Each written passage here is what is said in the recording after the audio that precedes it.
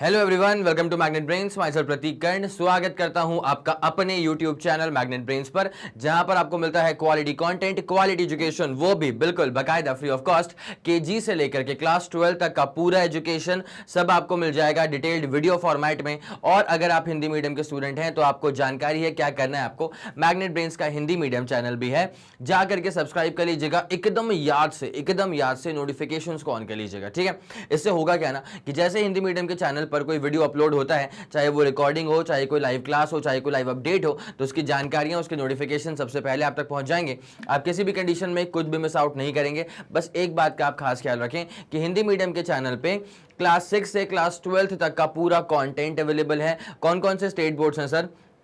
MP board है, Bihar board है, UP board है, राजस्थान बोर्ड है और दिल्ली बोर्ड है। और अगर आपको ई नोट्स या ई बुक्स चाहिए तो इसी वीडियो के डिस्क्रिप्शन में एक लिंक मिलेगी, आपको जाकर के आप चेकआउट करें, वहां से आप ई नोट्स और ई बुक्स भी अवेल कर सकते हैं, ठीक है। तो चलिए हम जरा कहानी को शुरुआत देते हैं। तो क्या है, class 11 physics chapter 6 systems of particles and rotational motion के अब आ चुके हैं हम एनसीईआरटी सॉल्यूशंस के ऊपर। ये पार्ट 1 है इसका, जिसमें क्वेश्चन नंबर 1 से क्वेश्चन नंबर 9 तक को पूरा डिटेल में सॉल्व किया जाएगा। तो आपका बिना समय लगाए हुए आपको लेकर के चलते हैं इसके पहले वाले क्वेश्चन की तरफ, ठीक है। क्या लिखा हुआ है? Give the location of centre of mass of a sphere. तो सेंटर ऑफ मास बेसिकली क्या होता है? एक पॉइंट होता है जहां पर हम ऐसा मान लेते हैं कि पूरी बॉडी का जो मास है ना, वो उस पर्टिकुलर पॉइंट पर ही कॉन्सेंट्रेटेड है, ऐसा मान लिया जाता है। It is assumed that the entire mass of the body is concentrated at that particular point. तो सेंटर ऑफ मास पहली बात तो एक पॉइंट है, ठीक है, मास नहीं है, पॉइंट है। उस पॉइंट पर ऐसा अज्यूम्ड है कि पूरी बॉडी का मास कॉन्सेंट्रेटेड होता है उस पर, ठीक है। चलें, तो अब यहाँ पे सवाल के अनुसार क्या पूछा गया है, यहाँ पे give the location of centre of मास निकालना है, किसका? स्फीयर का निकालना है, ठीक है। तो स्फीयर का सेंटर ऑफ मास कहाँ पे होगा? तो मैं आंसर्स लिखता हूँ यहाँ पे ब्लैंक स्क्रीन पे, ठीक है। तो स्फीयर का सेंटर ऑफ मास कहाँ पे हो जाएगा भाई साहब? ये जो फर्स्ट क्वेश्चन चल रहा है, फर्स्ट क्वेश्चन का जो पहला वाला पार्ट है, तो स्फीयर का centre of mass is at its geometrical centre, ठीक है। Sphere has its centre of mass at its geometrical centre, ठीक है। ज्योमेट्रिकल सेंटर पे एट इट्स ज्योमेट्रिक सेंटर, ठीक है। तो ज्योमेट्रिकल सेंटर पे उसका जो पूरा मास है वो it is assume to be concentrated, ठीक है। तो स्फीयर था, पूरा प्रॉपर स्फीयर था, तो आप इसको ले लें ऐसे करके, ठीक है। और इसका जो पूरा मास है ना, वो इसके सेंटर पे होगा कुछ इस तरह से concentrated, called as the centre of mass. कोई दिक्कत वाली बात नहीं सर, ठीक है। उसके बाद क्या कहा गया कि सिलेंडर का सेंटर ऑफ मास कहाँ पे आएगा, ठीक है। तो उसके रोटेशनल एक्सिस के बीचों बीच आएगा। क्या पूछा हुआ है कि सिलेंडर का सेंटर ऑफ मास कहाँ पे आएगा? तो वो आएगा उसके रोटेशनल एक्सिस के बीच पे। तो cylinder has its centre of mass at the centre of its rotational axis, at the center of its rotational axis के सेंटर पे होगा, at the center of its rotational axis, ठीक है। अब जरा मैं आप लोगों के सामने इस पूरी कलाकृति को बना के दिखाता हूं आपको, जरा गौर फरमाएंगे, मजा आ जाएगा। ये अपने पास एक सिलेंडर है, ठीक है। यस सर, एब्सोल्युटली शानदार सिलेंडर, ठीक है। अब इसका होगा क्या? एक रोटेशनल एक्सिस होगा इसके पास, ठीक है सर। इसका बना देते हैं रोटेशनल एक्सिस भी आपके कहने पे। तो कुछ इस तरह ये रहेगा इसका रोटेशनल एक्सिस, ठीक है। अरे गजब, कलाकारी तुम्हें समझ में आ रही है क्या? यस सर, कलाकारी आपकी बखूबी समझ में आ रही है। तो इसका जो अच्छा, एक काम करो, ये जरा ब्रोकन लाइन से, ठीक है ना, ये जरा ब्रोकन लाइंस, ठीक है। Okay sir. अब क्या होता है, इसका जो ज्योमेट्रिकल सेंटर होगा ना, वो रोटेशनल एक्सिस के सेंटर पे कहीं पे आएगा। तो ये रहेगा इसका पूरा सेंटर ऑफ मास, ठीक है। क्या आपको ये वाली बात समझ में आ गई? यस सर, ये वाली बात समझ में आ गई है, ठीक है। उसके बाद किसके बारे में बात होने वाली है? रिंग वाला फंडा अपना पूरा हो चुका है। उसके बाद क्यूब है, और उसके बाद क्या है? अच्छा रिंग, अच्छा अपने पास सिलेंडर हुआ है। अब रिंग वाला करेंगे, फिर क्यूब वाला करेंगे। तो एक काम करो, पहले ना एक बार इन दोनों को तुम ड्रॉ कर लो, एक बार तुम इन दोनों को तुम बना लो, उसके बाद फिर मैं इसके आपको अगले वाले पार्ट पे लेके चलता हूं, ठीक है। ये वाला बन गया बेटा आपसे? यस सर बन गया, ठीक है। फर्स्ट और सेकंड वाला पूरा हो चुका है। अब आपको लेके चलते हैं किसके ऊपर? सर रिंग का देख लेते हैं, उसके बाद फिर क्यूब का देख लेते हैं, ठीक है। तो रिंग में भी क्या होने वाला है? रिंग में भी क्या होगा बेटा? ज्योमेट्रिकल सेंटर पे ही लाई करेगा, ठीक है। तो रिंग के पास भी, ring has its centre of mass at the geometrical centre only. Ring का भी जो सेंटर ऑफ मास है वो उसके ज्योमेट्रिकल सेंटर पे ही है। Ring has it centre of mass at the geometrical centre only, है ना। अब जरा रिंग की बात कर ली जाए तो सर ये रहेगा अपने पास में, ये इसके पास, ये अपने पास में रिंग है, कोई दिक्कत वाली बात नहीं। अब क्या होता है जरा गौर फरमाते हुए चलना भाई। ये अपने पास हो गया एक डायमीटर, ये हो गया अपने पास में एक डायमीटर। तो जिस पॉइंट पे ये टकरा रहे हैं इसको अपन सेंटर बोलेंगे। तो थोड़ा सा इसमें कलाकारी कर दूं मैं, ये ब्रोकन लाइन से ना, ये ब्रोकन लाइन से भाई साहब, ठीक है। और इधर ये वाली हो जाएंगी सारी की सारी ब्रोकन लाइंस, ठीक है, बढ़िया सर। इसका ज्योमेट्रिकल सेंटर जो है वो एकदम बीचों बीच। तो सेंटर ऑफ मास रिंग का तो यहां पे लाई करेगा, ठीक है। खास सबसे खूबसूरत बात क्या है, रिंग का जो ज्योमेट्रिकल सेंटर है तो वो जो है, मतलब रिंग का जो सेंटर ऑफ मास है वो कोइंसाइड कर रहा है ज्योमेट्रिकल सेंटर के साथ ही। बट सबसे प्यारी बात क्या है कि जिस पॉइंट पे कहा गया ना कि पूरा मास कॉन्सेंट्रेटेड है, उस पॉइंट पे 2 रुपए का मास नहीं है, ठीक है। उस पॉइंट पे 2 रुपए का मास नहीं है। तो फिर भाई सेंटर ऑफ मास वाला जो कॉन्सेप्ट है उसको समझ जाओ अच्छे से। ये मत सोचा करो कि सेंटर ऑफ मास वाले पॉइंट पर तो मास होना ही चाहिए। भाई साहब होता है, मान ले प्लास्टिक की बॉल है, ठीक है, अपन खेलते हैं, अपन प्लास्टिक की बॉल से ही खेलते हैं यार। तो जब प्लास्टिक की बॉल से आप खेलोगे ना तो प्लास्टिक की बॉल जब वो टूट जाती है, अंदर क्या भरा हुआ है, हवा भरा हुआ है। तो अगर आप उसको देखो ऐसे बाहर से, अच्छा ये प्लास्टिक की बॉल है, इसका सेंटर ऑफ मास कहां पे लाई करेगा, इसके ज्योमेट्रिकल सेंटर पे।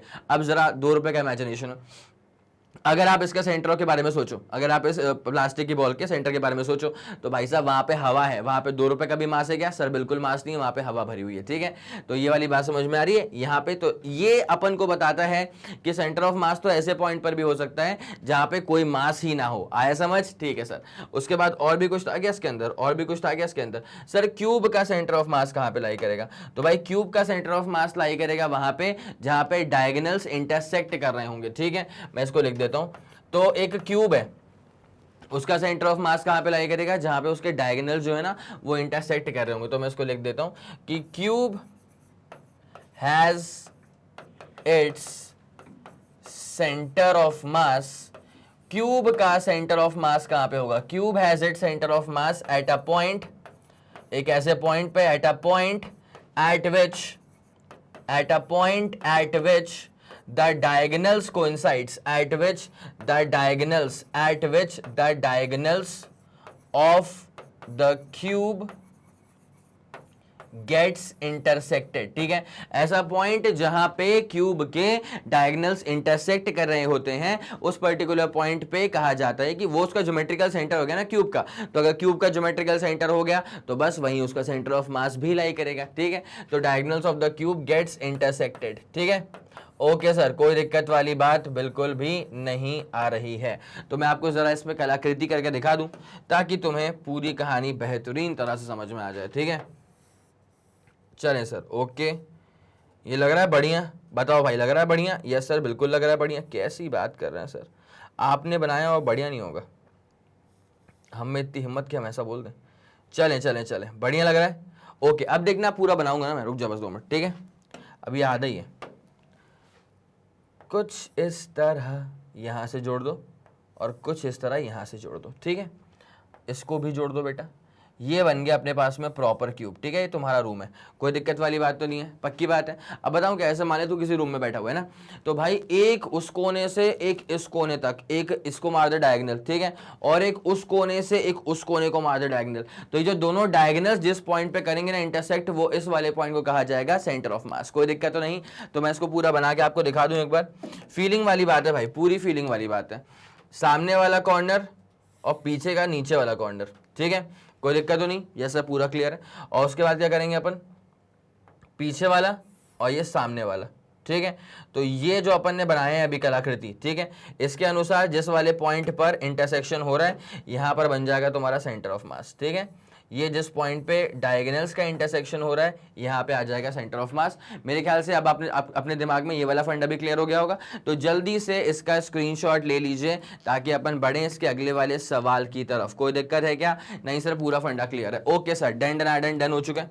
अब उसके बाद कुछ पूछा हुआ है कि इसके अंदर और does the centre of mass of a body necessarily या essentially lie inside the body? क्या ये जरूरी है, क्या ये जरूरी है कि सेंटर ऑफ मास जो है वो बॉडी के अंदर ही लाई करे? नहीं सर, ये जरूरी नहीं है। जैसे मान लीजिए फॉर एग्जांपल एक रिंग की बात करें, ठीक है, ये अपने पास अपन ने मान लिया एक रिंग है, तो ये जो रिंग है इसका जो सेंटर ऑफ मास है वो तो भाई साहब बीच में लाई करता है। ये जो रिंग है इसका सेंटर ऑफ मास तो बीच में लाई करता है, और भाई ये ऑब्वियसली बॉडी के बाहर है। ये ऑब्वियसली कहां है? बॉडी के बाहर है। एक और इंटरेस्टिंग बातें को बताता हूं, ठीक है, एक और बहुत ही उम्दा इंटरेस्टिंग बातें को बताता हूं, ठीक है। जैसे मान ले अपन ने बनाया एक एल सेक्शन, ठीक है, एक रॉड ऐसे था, एक रॉड ऐसे था, ठीक है। पता है क्या होगा? इसका सेंटर ऑफ मास कहां पे लाई करेगा? इसका सेंटर ऑफ, अच्छा ये सेंटर ऑफ मास थोड़ा बड़ा बनाता हूं यार मैं, ठीक है। जो इसका सेंटर ऑफ मास होगा ना भाई साहब, वो ना इस पे लाई करेगा ना इस पे लाई करेगा, वो कहीं ना कहीं यहां लाई करेगा। आया समझ में? तो ये जो सेंटर ऑफ मास है ना, ये रहेगा इसका सेंटर ऑफ मास और ये रहेगा इसका सेंटर ऑफ मास, ठीक है। तो इसमें कहा गया है कि क्या ये जरूरी है, क्या ये जरूरी है कि सेंटर ऑफ मास जो है वो बॉडी पे लाई करे, बॉडी में लाई करे? ना ना ना ना ना, सेंटर ऑफ मास में lie even outside the body as well, ठीक है। तो अपन लिख देंगे कि no it is not essential, ये कोई बहुत जरूरी नहीं है। No it is not essential that centre of mass lies inside the body. ये जरूरी नहीं है कि centre of mass lies inside the body, ये जरूरी नहीं है कि centre of mass lies inside the body, ठीक है। तो यहां पे कभी कभी ऐसे पॉइंट पर भी लाई करता है जहां पे कोई भी मास एग्जिस्ट भी नहीं कर रहा, ठीक है। तो सेंटर ऑफ मास में lie even at a point, centre of mass में lie even at a point, ऐसे पॉइंट पर भी लाई कर सकता है सेंटर ऑफ मास जहां पे 2 रुपए का मास नहीं है, ठीक है। Even at a point where there is no mass, मत लिखना 2 rupees mass, where there is no mass, ठीक है।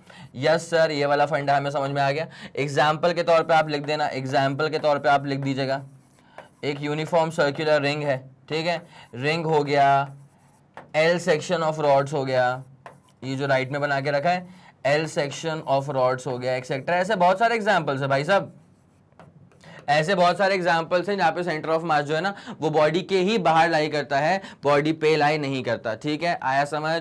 यस सर, ये वाला फंडा पूरा सुप्रीम तरह से क्लियर हो गया।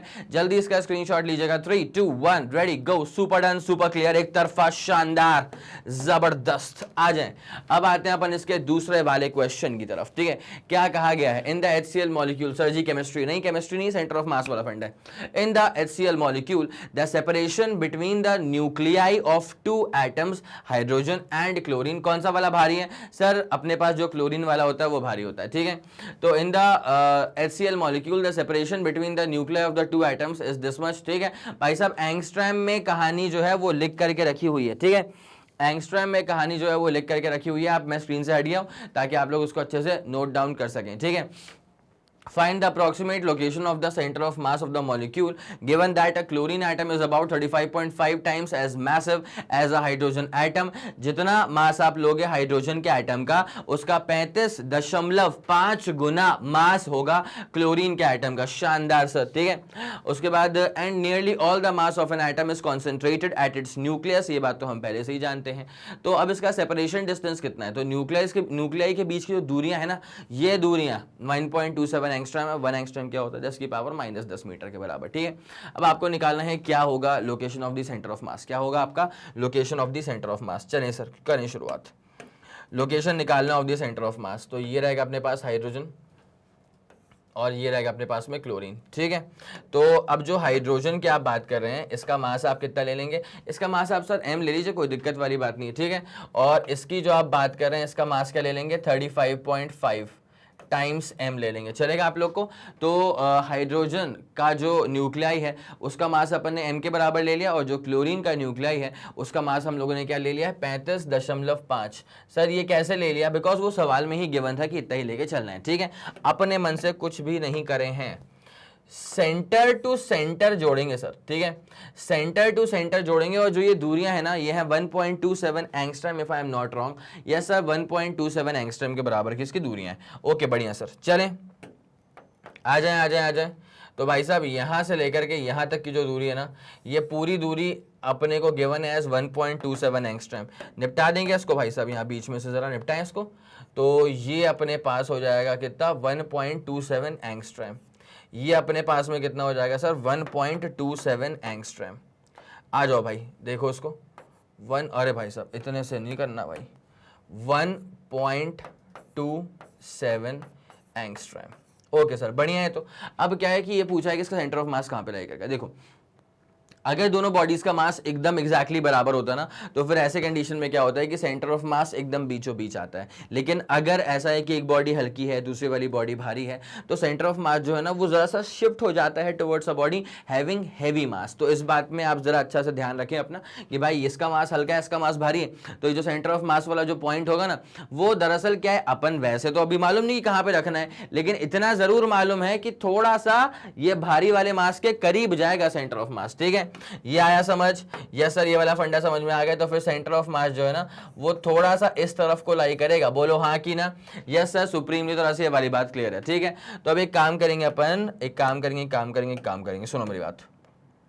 जो ये दूरियां है ना, इन दूरियों को हम x मान लेते हैं। ठीक है, क्या मान लेते हैं? इसको x मान लेते हैं। ठीक, और जो बाकी बचा कुचा है उसको अपन क्या बोल देंगे 1.27 एंगस्ट्रैम माइनस x एंगस्ट्रैम। ठीक है, x अकेला नहीं है, x को मैं x एंगस्ट्रैम ही मान रहा हूं। ठीक है, तो अब ये वाली दूरी कितनी हो जाएगी? तो 1.27 माइनस x, पर मैं इसको भी y बोल दूं क्या, अगर तुम बुरा ना मानो तो? वैसे तुम समझ रहे हो मेरी बात कि नहीं समझ रहे हो भाई? इसको मैं y बोलना चाह रहा हूं, प्लीज समझो बात, समझा करो। ठीक है, तो y हो गया। अब मेरी बात सुनना, यहाँ पे ना जब मैं y की बात करूंगा ना, y की, तो y दरअसल क्या है पता है ना, 1.27 में से x को माइनस कर देना, इतना एंगस्ट्रैम है y। ठीक है, y कितना है 1.27 माइनस कर देंगे x एंगस्ट्रैम। ठीक है, अपने को तो अब x निकालने से मतलब है x मिल जाएगा, y फट से मिल जाएगा, कोई दिक्कत ही वाली बात नहीं। ठीक है, अब ऐसे वाले क्वेश्चंस में बेसिकली क्या होता है कि आपको कोऑर्डिनेट का ओरिजिन नहीं पता, आपको नहीं पता कि हम किसका पोजीशन वेक्टर क्या माने, आपको ये नहीं पता कि भाई ये जो m है वो किस लोकेशन पे लाई कर रहा है, ये किस लोकेशन पे लाई कर रहा है, तो सेंटर ऑफ मास का तो लोकेशन पूछा ही हुआ है। अब जरा ध्यान देना, ऐसे वाले केसेस में जहां पे कार्टेशियन कन्वेंशंस हमें गिवन नहीं होते, तो वहां पे हम ऐसा मान लेते हैं कि भाई एक काम करते हैं, सेंटर ऑफ मास को ही ओरिजिन मान लेते हैं। ठीक है, क्या मान लेते हैं? सेंटर ऑफ मास को ही ओरिजिन मान लेते हैं, इससे कहानी काफी आसान हो जाती है। ठीक है, तो अपन जरा ध्यान देंगे। नाउ लेट्स अज्यूम दैट, हम ऐसा मान के चल देते हैं कि the centre of mass lies at the origin. हम ऐसा मान के चल देते हैं कि the centre of mass lies at the origin. हमने ऐसा मान लिया कि जो सेंटर ऑफ मास है ना वो स्वयं साक्षात कहाँ पे है? ओरिजिन पे है। ठीक है, अब आप समझे इस बात को, जो फॉर्मूला आप अप्लाई करने की चाहत रखते होंगे, वो फॉर्मूला क्या होता है? वो फॉर्मूला, अरे भाई 2 पार्टिकल सिस्टम का अगर आपको सेंटर ऑफ मास निकालना है, बोलो हाँ कि ना? अगर 2 पार्टिकल सिस्टम का, ये अपने पास कितने पार्टिकल सिस्टम है? 2 ही पार्टिकल्स है ना, एक है हाइड्रोजन का एटम और एक है क्लोरीन का एटम, तो अपने पास ये 2 पार्टिकल हो गए। तो 2 पार्टिकल सिस्टम का आप अभी निकालना चाह रहे हैं सेंटर ऑफ मास, उसके लिए फॉर्मूला क्या होता है? Vector R. इस वेक्टर आर का मतलब क्या होता है? Position vector of centre of mass. गलती से ही भूल मत जाना, फॉर्मूले में वेक्टर आर का मतलब क्या हो जाता है बेटा? Position vector of centre of मास हो जाता है। ठीक है, तो इसका फॉर्मूला क्या हो जाएगा sir? Vector R is equal to हो जाएगा m1r1 प्लस क्या हो जाएगा सर? m2r2 अपॉन नीचे क्या आ जाएगा सर? m1 plus m2। आया समझ के नहीं आया? Yes sir, position vector of centre of mass is equal to m1r1 plus m2r2 upon नीचे आ जाएगा क्या? m1 plus m2। अब जरा गौर करो, सेंटर ऑफ मास तुम्हारा कहां पे लाई कर रहा है? एट द ओरिजिन लाई कर रहा है। ठीक है, तो अगर सेंटर ऑफ मास हमारा ओरिजिन पे लाई कर रहा है, तो आप ये समझ जाएं कि सेंटर ऑफ मास का जो पोजीशन वेक्टर है वो 0 है।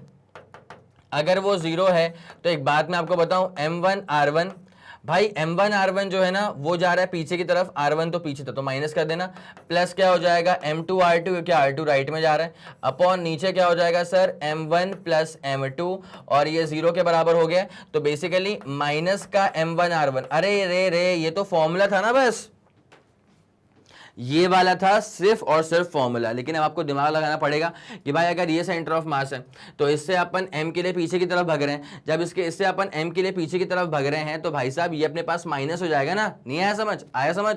तो देख क्या हो जाएगा, माइनस का m1r1, ठीक है, प्लस का m2r2 और ये कितना हो जाएगा, 0 के बराबर हो जाएगा। तो आप इसको ऐसे कर सकते हैं ना कि m1r1 इज इक्वल टू क्या हो जाएगा, m2r2 हो जाएगा, कोई दिक्कत वाली बात नहीं है, ठीक है। अब जरा गौर करते हुए चलना है, m1 और r1 पीछे की तरफ था x के बराबर इज इक्वल टू m2। तो अच्छा m1 को अपन सिर्फ m ही लिखते हैं ना भाई, कोई दिक्कत वाली बात थोड़ी ना, m लिख दो। और m2 मतलब क्या है, 35.5 m। और R2 कहां पे आ रहा है सर, y की दूरी पे आ रहा है, कोई दिक्कत है क्या सर, यहां तक तो कोई भी दिक्कत नहीं है, ठीक है। अब जरा गौर करते हुए चलना अच्छे से, m से m जो है वो तो गया निपट, m से m जो है वो तो गया सर निपट, ठीक है। अपने को अब x निकालने से मतलब है, क्या निकालने से मतलब है सर, x निकालने से मतलब है, ठीक है।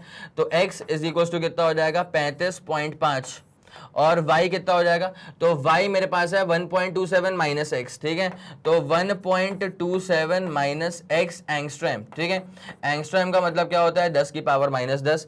क्या आपके दिमाग में यहां तक का फंडा सुप्रीम तरह से क्लियर हो चुका है, यस सर सुप्रीम तरह से क्लियर हो चुका है। अभी एंगस्ट्रैम को रहने दो यार, इतना ही लेके चलो, कोई दिक्कत नहीं, अदरवाइज आंसर तो अपना एंगस्ट्रैम में आने वाला है ना, ठीक है। इसको अपन जरा खोल देते हैं, तो x इज इक्वल टू कितना हो जाएगा भाई साहब, 35.5 इंटू 1.27 माइनस कर देंगे 35.5 इंटू एक्स, इसको उचका लो उस तरफ, तो क्या हो जाएगा 36.5 एक्स इज इक्वल टू क्या हो जाएगा 35.5 इंटू 1.27, कोई दिक्कत वाली बात तो नहीं है। जब आप इसको फर्दर सॉल्विंग करोगे भाई, यहां तक पहुंचना इंपॉर्टेंट होता है, कैलकुलेशन इसकी नहीं इतनी इंपॉर्टेंट जितना यहां तक पहुंचना इंपॉर्टेंट है। ये तो हल्का सा क्या है, फंसाने वाला मसला है, ठीक है। तो 1.265, ठीक है, एंगस्ट्रैम ये रहेगा तुम्हारे पास में आंसर। एक बार जरा आंसर क्रॉस चेक कर लेना कि आंसर क्या आ रहा है, ठीक है भाई। 1.235 आएगा इसमें, ठीक है। 1 पॉइंट क्या आएगा सर, 235, 1 पॉइंट क्या आएगा सर, 235 एंगस्ट्रैम, ठीक है। यस सर, यहां तक का फंडा पूरा क्लियर है। तो यहाँ पे सीखने वाली बात क्या थी कि भाई साहब m1r1 plus m2r2 general formula होता है, लेकिन जब आप यहाँ पे सेंटर ऑफ मास को ही ट्रीट करोगे एज द ओरिजिन, तो अगर ओरिजिन के आप लेफ्ट में जाओगे तो वो माइनस एक्स आना चाहिए ना, ठीक है। मतलब मैंने माइनस r1 कर लिया उस चीज को, तो अब r1 की वैल्यू मैंने एक्सपुट कर दी, कोई दिक्कत तो नहीं है। तो पीछे क्या है तो माइनस हो गया, और राइट में गए तो प्लस हो गया, इतनी सी ही बात थी, मेरे ख्याल में समझ में आ गया होगा। मैं चाहूंगा जल्दी से आप इस पूरी कहानी का स्क्रीनशॉट लें, मैं चाहूंगा जल्दी से फुर्ती में आप इस पूरी कहानी का स्क्रीनशॉट ले लें। 3 2 1 ready go, super done and super clear sir, yes sir clear, ठीक है।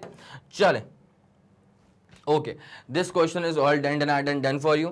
अब आपको लेके आते हैं क्वेश्चन नंबर 3 पे। A child sit stationary at one end of a long trolley moving uniformly with a speed v। भाई बड़ा शांत बच्चा है, एक ट्रॉली है, ठीक है, वो जो ट्रॉली है ना वो तो मूव कर रही है with a speed of v, तो moving uniformly with a speed v, ठीक है। लेकिन बच्चे को जरा देखो भाई, बच्चे की शालीनता पे जरा फोकस करें। बच्चा बैठा हुआ है, ठीक है, और एक एंड पे बैठा हुआ है बच्चा, अच्छा बच्चा है, on a smooth horizontal floor, ठीक है। मतलब स्मूथ हॉरिजॉन्टल फ्लोर जो है ना, ये बोलने से मतलब बेसिकली क्या होता है कि भाई साहब एयर फ्रिक्शन नहीं है, मतलब बोल रहा हूँ क्या बोल रहा हूँ, सरफेस पे फ्रिक्शन नहीं है, फ्रिक्शनलेस सरफेस है, ठीक है।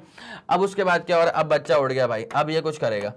If the child gets up, भाई अब हो गया, दिखा दिया इसने। If the child gets up and runs, अब ये चलती हुई ट्रॉली पे भग रहा है, ये बच्चों वाली हरकत कर दी इसने, चलती हुई ट्रॉली पे भग रहा है ये बच्चा, ठीक है।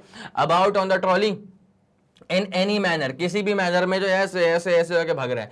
नाउ पूछा what is the speed of the centre of mass of the trolley plus child system, ठीक है। अब यहाँ पे क्या है, पहले बच्चा रुका हुआ था, अब क्या है कि ये ट्रॉली भी मूव कर रही है और बच्चा भी उस पर ऐसे रैंडमली मान ले मूव कर रहा है। अब ये पूछा है कि what is the velocity of the centre of mass of the system. मैं आपको बता दूं, सिस्टम बना है दो चीजों को मिला करके, ठीक है, सिस्टम बना है दो चीजों को मिला करके, ट्रॉली और चाइल्ड, यहां पे लिखा हुआ है बेटा। तो सिस्टम बना है दो चीजों को मिला करके, ट्रॉली और चाइल्ड को मिला करके। तो अब मेरी बात सुनते हुए चलना, अगर ये बच्चा यहां वहां भागेगा तो इसमें जो फोर्स का इन्वॉल्वमेंट है वो सारे के सारे इंटरनल फोर्सेस हैं। यहां पर जो भी फोर्स का इन्वॉल्वमेंट है वो सारे के सारे कैसे, इंटरनल फोर्सेस। मान ले चलती हुई ट्रॉली पे किसी ने लात मार दिया, ठीक है, या ज्यादा फोर्स अप्लाई कर दिया एक्सटर्नली, तो भाई एक्सटर्नल फोर्स अप्लाई करोगे, एक्सटर्नल फोर्स अप्लाई करोगे तो सेंटर ऑफ मास का जो वेलोसिटी है वो चेंज होगा। लेकिन अगर इंटरनल फोर्सेस चल रहे हैं तो इंटरनल फोर्सेस से कभी भी सेंटर ऑफ मास की वेलोसिटी पे फर्क नहीं पड़ता, इस बात का आप खास ख्याल रखें। तो अपन यहां पे लिख देते हैं कि द फोर्सेस इन्वॉल्व्ड, यहां पर जो फोर्सेस इन्वॉल्व्ड हैं, the forces involved during the motion of the child, the forces involved during the motion of the child, ये बंदे के मूव करने से, the forces involved during the motion of the child gives rise to no external force, ठीक है, external force लगा ही नहीं, gives rise to no external force, ठीक है। तो velocity of centre of mass जो है ना वो इफेक्ट होती है only by the external force, ठीक है। तो सिंस ये फोर्स इंटरनल है और कोई एक्सटर्नल फोर्स नहीं है तो इसलिए सेंटर ऑफ मास की वेलोसिटी पे कोई फर्क नहीं पड़ेगा, ठीक है। तो since these forces are internal, ये सारे के सारे फोर्सेस अंदरूनी फोर्सेस हैं, since these forces are internal and no change in external force is observed and no change in external force is observed, external force पे कोई भी चेंज नहीं हुआ है, no change in the external force is observed, इस वजह से centre of मास के वेलोसिटी पे कोई फर्क नहीं पड़ेगा, ठीक है। तो therefore the velocity of centre of mass remains same, ठीक है। Therefore the velocity of center of mass remains unchanged, centre of मास पे हमारे वजह से तो कोई भी वेलोसिटी का फर्क नहीं पड़ने वाला, ठीक है। आपको आगे ये वाला पूरा आंसर समझ में, अगर ये वाला आपको आंसर पूरा समझ में आ रहा है बेटा तो इसका मतलब वीडियो आपकी हेल्प कर रहा है, और अगर वीडियो आपकी हेल्प कर रहा है तो बनता क्या है कि आप सेशन को लाइक करते हुए चलें, ठीक है। चले, हो गया ये वाला फंडा पूरा क्लियर है, ऐसे वाला फंडा पूरा क्लियर है, तो जल्दी से निपटाया जाए इसको और आपको लेके चलते हैं क्वेश्चन नंबर 4 के ऊपर, ठीक है। क्या कहा गया, show that the area of the triangle contained between the vectors A and B is 1/2 of the magnitude of A cross B.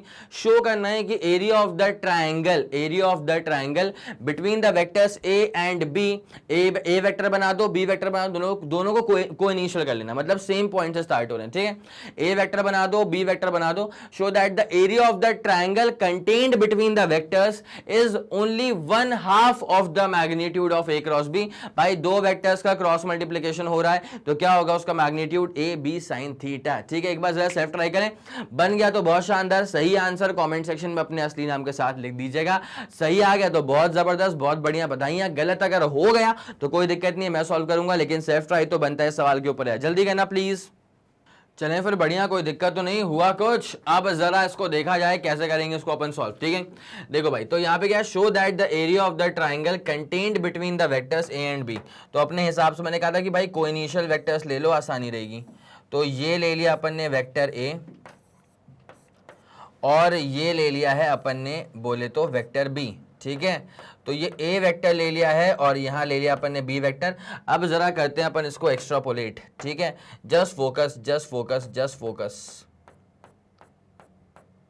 ठीक है। और इसको अपन ने कर दिया यहाँ पे, अरे गजब, उम्दा, शानदार, ठीक है। अब देख क्या होता है, यहाँ पे ये बोला गया है कि पहले तो अपन ए क्रॉस बी निकालें, फिर देखते हैं कि कौन सा ट्राइंगल यहाँ पे इंक्लोज हो पा रहा है। तो पहले अपन नाम रख दें इसका नाम ओ रख दो, इसका नाम पी रख दो, इसका नाम क्यू रख दो, ठीक है। इसका नाम अपन ने क्या रख दिया, इसका नाम अपन ने क्यू रख दिया, ठीक है। अब जरा ध्यान देते हुए चलना, पहले अपन फोकस करेंगे ए क्रॉस बी निकालने पर, ठीक है। पहले अपन फोकस करेंगे किस पे, ए क्रॉस बी निकालने पर। तो जैसे हम ए क्रॉस बी निकालेंगे ना, तो पता है क्या होता है, A cross B A B sine theta, ठीक है। यहाँ पे सिर्फ मैग्नीट्यूड की बात करी गई है तो मैग्नीट्यूड ही सही, ठीक है। तो ए क्रॉस बी हमारे पास में क्या हो जाएगा, ए क्रॉस बी हमारे पास में जो बन रहा है, इसको मैं क्या ऐसे लिख सकता हूँ, ए को मैंने बाहर रख लिया और मैंने अंदर रख दिया है इसमें बी साइन थीटा को, ठीक है। तो ए को मैंने बाहर रख लिया, अंदर मैंने पटक दिया है बी साइन थीटा को, ठीक है। अब जरा गौर करना, थीटा क्या था सर, ये ए और बी के बीच का एंगल था, ठीक है। Theta was the angle between A and B. अब जरा एक काम करते हैं, क्यू से हम एक परपेंडिकुलर को ड्रॉप कर देते हैं, ठीक है। तो क्यू से मैंने ड्रॉप करा है एक परपेंडिकुलर को, और इस परपेंडिकुलर का जो फुट ऑफ परपेंडिकुलर है इसका नाम मैंने रख दिया है एन के बराबर, किसके बराबर, एन के बराबर, ठीक है। अब जरा अच्छे से फोकस करना, बहुत ही प्यार से फोकस करना, देखना बेटा, अगर मैं इस राइट एंगल ट्राइंगल पे जाऊंगा ना, ठीक है, अगर मैं इस राइट एंगल ट्राइंगल पे जाऊंगा, O Q N, right angle triangle O Q N पे अगर मैं जाऊं और मैं आपसे बोलूं कि यार एक काम करो ना यार, साइन थीटा निकाल दो ना यार, क्या निकाल दो, साइन थीटा निकाल दो, साइन थीटा, ठीक है। तो पता है क्या होगा साइन थीटा, तो सर साइन थीटा हो जाता है P upon H. Now what is the perpendicular, sir this Q N is the perpendicular and what is the longest side, तो sir this B is the longest side, ठीक है। तो इसके हिसाब से जो क्यू एन हो जाएगा ना वो हो जाएगा अपने पास में बी साइन थीटा। क्या बोला मैंने, अपने पास में जो क्यू एन हो जाएगा ना बेटा, अपने पास में ये जो क्यू एन हो जाएगा ना वो कितना हो जाएगा, बी साइन थीटा के बराबर। उसका मुझे काम पड़ने वाला था वहां पे, इसलिए मैंने इसको यहाँ पे यूज किया, ठीक है। जरा ध्यान दीजिएगा। तो अब जो मेरे पास ए क्रॉस बी आ रहा है, जरा गौर करते हुए चलना। अब जो मेरे पास में ए क्रॉस बी आ रहा है उसमें से ए को मैंने बिल्कुल नहीं छेड़ा। अच्छा ए जो है बेसिकली वो पता है किसके बराबर है, this vector A is basically OP के बराबर है, ठीक है सर। ये जो ए था वो ओपी के बराबर था और ये जो बी साइन थीटा है वो स्वयं किसके बराबर हो गया सर, क्यू इंटू एन के बराबर हो गया। ये वाला फंडा पूरा क्लियर है, यस सर सुप्रीमली क्लियर है, ठीक है। अब जरा गौर करते हुए चलना, यहाँ पे अगर मैं मल्टीप्लाई और डिवाइड कर दूं 2 से तो कुछ फर्क पड़ेगा क्या सर, दबा के फर्क पड़ेगा, बिकॉज यहाँ से मुझे एरिया ऑफ ट्राइंगल की बात करनी है। क्या कहा गया है बेसिकली, जो प्रूव करने वाला पार्ट है वो क्या है, हमको शो करना है कि जो एरिया ऑफ द ट्राइंगल है contained between the vectors A and B, ठीक है। Contained between the vectors A and B का मतलब होता है वेक्टर ए ऐसा गया, वेक्टर बी ऐसा गया, तो भाई कौन सा ट्राइंगल कंटेन्ड है जरा तुम भी देख लो। भाई ये एक ट्राइंगल है जो कि ए वेक्टर और बी वेक्टर के बीच में कंटेन्ड है, ठीक है। तो ट्राइंगल जो कंटेन्ड है वो O P Q triangle contained है, आया समझ। तो मैं इसको लिख देता हूं कि triangle O P Q is contained, ठीक है। ट्राइंगल जो है ना वो triangle O P Q is contained between A vector and B vector. इस बात का आप खास ख्याल रखिएगा, प्लीज गलती मत करिएगा, ठीक है। यहां पे कहा गया है कि भाई साहब ये जो ट्राइंगल कंटेन्ड है ना, दिस इज उसका जो एरिया है that is half of the magnitude of A cross B के बराबर, ठीक है। तो अभी अपन कर रहे हैं यहाँ पे, अब जरा गौर करना, यहाँ पे मल्टीप्लाई और डिवाइड अगर तुम 2 से कर दोगे राइट हैंड साइड में मजा आ जाएगा। तो मल्टीप्लाई एंड डिवाइड बाई 2 कहां पे, राइट हैंड साइड में सर, ठीक है। तो जैसे अपन राइट हैंड साइड में मल्टीप्लाई भी करेंगे और सर डिवाइड भी करेंगे 2 से, तो इससे कहानी कहां से कहां तक पहुंच जाएगी, जरा इस बात पे आप गौर करें। तो देखो इसमें तो कोई मसला ही नहीं है, लेफ्ट में तो कोई मसला ही नहीं है, ए क्रॉस बी चल रहा है उसको चलने दो। 2 से यहां मल्टीप्लाई करा, उसके बाद 2 से यहां डिवाइड भी कर दिया है, तो क्या हो जाएगा, हाफ इंटू ओपी इंटू क्या हो जाएगा सर, क्यू एन हो जाएगा, ठीक है। हाफ इंटू ओपी इंटू क्या हो जाएगा सर, क्यू एन हो जाएगा। मैं आपको बताऊं एक बहुत ही मस्त चीज, ठीक है। ये जो अपने पास ट्राइंगल यहाँ पे कंटेन्ड हुआ है ना, कौन सा ट्राइंगल, मैं एक बार को यहाँ पे खिचड़ी कर देता हूं, ये ट्राइंगल। अब तुम बोलो सर ये क्या कर दिया आपने, समझ में आ गया, लेकिन ठीक है। अब इसको मैं बैक कर देता हूँ 5 6, ठीक है।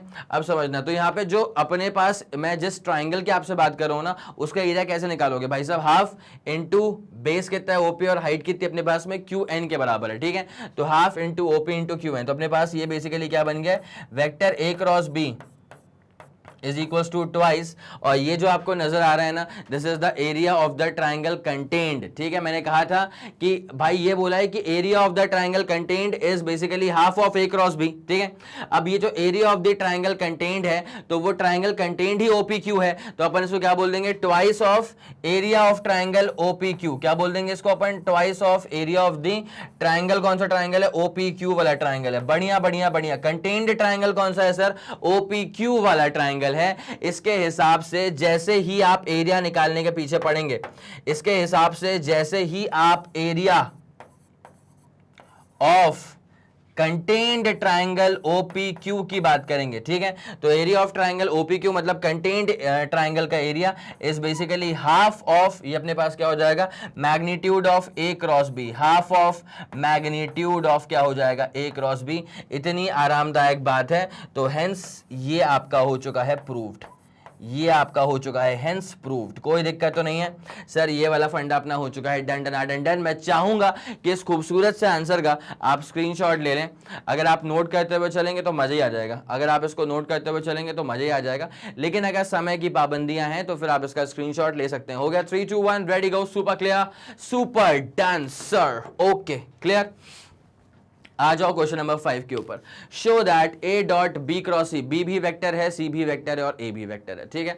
Show that A dot B cross C is equal in magnitude to the volume of the parallelepiped formed on the 3 vectors A B and C, ठीक है। तो A dot B cross C करना है, इतना सा मसला है। चलें अब जरा आपको मैं पूरा फंडा एक बार दिखा दूं, ठीक है। चलो भैया, ये रहा अपने पास एक वेक्टर, ये रहा अपने पास x हो गया, y हो गया, और इधर आ रहा है अपना z, ठीक है। तो इसको अपन तो खैर ठीक है ओ ही बोल देंगे, है ना। अभी यहाँ पे क्या है, इसको अपन a बोल देते हैं, इसको b बोल देते हैं और इसको अपन c बोल देते हैं, ठीक है। तो जो इस तरफ को जाएगा, जो इस तरफ को जाएगा वो वेक्टर a हो जाएगा, जो इस तरफ को जाएगा वो वेक्टर b हो जाएगा, और जो इस तरफ को जाएगा वो वेक्टर क्या हो जाएगा, c हो जाएगा, ठीक है। यहाँ तक का फंडा पूरा क्लियर है सर? क्लियर है। a हो गया, b हो गया और क्या हो जाएगा, c हो जाएगा, ठीक। अब जरा ध्यान देना क्या कहा गया है, a डॉट बी क्रॉस सी कहा गया है। क्या कहा गया है, a डॉट बी क्रॉस सी। तो a डॉट कहा गया है तो b क्रॉस सी कहा गया है, ए डॉट कहा गया है तो बी क्रॉस सी कहा गया है, ठीक है। अब वॉल्यूम क्या होता है, वॉल्यूम होता है ए बी सी, वॉल्यूम क्या होता है, ए बी सी के बराबर। अब जरा गौर करिएगा, अगर मैंने ए वेक्टर को चलो छोड़ भी दिया है अभी मैंने, ठीक है। अब मैं डॉट करने वाला हूं बी क्रॉस सी की बात करूंगा। जब मैं बी क्रॉस सी की बात करूंगा ना, तो ये हो जाएगा बी का मैग्नीट्यूड, सी का मैग्नीट्यूड, उसके बाद उन दोनों के बीच का एंगल। तो बी ऊपर रहा, सी इस तरफ रहा, तो उसका एंगल कितना है सर, 90 डिग्री का एंगल है, तो साइन 90 हो जाएगा। और उसके बाद ना, अगर आपको बेसिक तरीका पता है कि आप कैसे वेक्टर्स को लिखते हैं, जैसे मान लीजिए अगर आपको ए क्रॉस बी निकालना होता है, तो पता है कैसा आंसर आता है अपना। देखो पहली बात तो ए क्रॉस बी करने पे this is going to be a vector product, तो answer is going to be a vector quantity for sure, ठीक है। इसका आंसर क्या हो जाएगा भाई साहब, ए का मॉड्यूलस ले लीजिएगा, बी का मॉड्यूलस ले लीजिएगा, उसके बाद साइन थीटा मार दीजिएगा। उसके बाद एक यूनिट वेक्टर नाम की चीज भी आती है। देखो ए क्रॉस बी करने पे कौन सा वेक्टर मिल गया सर, सी वाला वेक्टर मिल गया, तो यूनिट वेक्टर सी वाले वेक्टर का लिया जाएगा, ठीक है। अब जरा ध्यान देना इसके डायरेक्शन कैसे निकालते हैं। अगर ए क्रॉस बी करना है ना, तो भाई जैसे मान ले ए वेक्टर इस तरफ है और मान ले बी वाला वेक्टर इस तरफ है, ठीक है। तो सी किस तरफ जाएगा, तो सर सी का डायरेक्शन निकालने के लिए फंडा ऐसा होता है कि पहले चारों उंगलियां एकदम ऐसे रख दीजिए आप ए के डायरेक्शन में, उसके बाद कर्लिंग कर लीजिएगा बी के डायरेक्शन में, चारों उंगलियां ए के डायरेक्शन में, उसके बाद कर्लिंग कर लीजिएगा बी के डायरेक्शन में, ताकि मुट्ठी बंद हो जाए।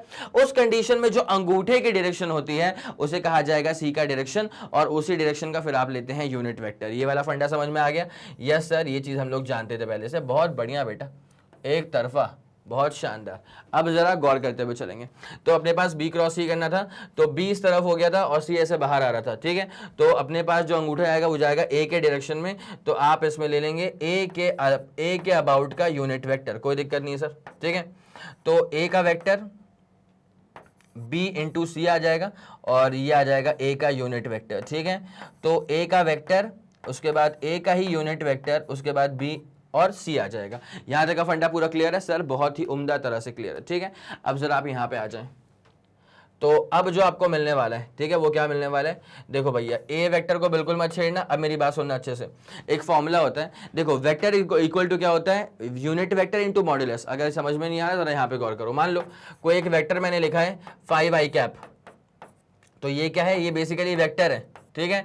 ये 5 क्या है, उसी वेक्टर का मॉड्यूलस है, और ये आई कैप क्या होता है, इसको बोलेंगे यूनिट वेक्टर। हर समय तो आई कैप नहीं होगा, या जे कैप नहीं होगा, या के कैप नहीं होगा, तो कोई सा भी एक्सेस होगा तो उसके अबाउट का यूनिट वेक्टर हमने मान लिया ए कैप। यहां तक का फंडा पूरा क्लियर है सर? सुप्रीम क्लियर है। तो vector A is equal to क्या होता है, मैग्नीट्यूड इंटू यूनिट वेक्टर। अब इसी से अगर मैं यूनिट वेक्टर का फॉर्मूला निकालना चाहूं तो ये क्या हो जाएगा, वेक्टर अपॉन नीचे क्या आ जाएगा, modulus of that particular vector, मतलब vector upon modulus of that particular vector. बोले तो सिर्फ ए आ जाएगा, ठीक है। ये वेक्टर ए का मॉड्यूलस था तो एरो रहेगा इसके साथ साथ, ठीक है। कोई दिक्कत वाली बात तो नहीं है, ठीक है। तो यहां से मैंने कौन सा फॉर्मूला पेश किया आपको कि unit vector is equals to vector upon modulus of that particular vector, ठीक है। तो unit vector is equals to vector upon modulus of that particular vector. Clear है सर? यस सर, क्लियर है, ठीक है। अब जरा यहां पे गौर फरमाना शुरू करें। वेक्टर ए लिख दिया मैंने एज इट इज।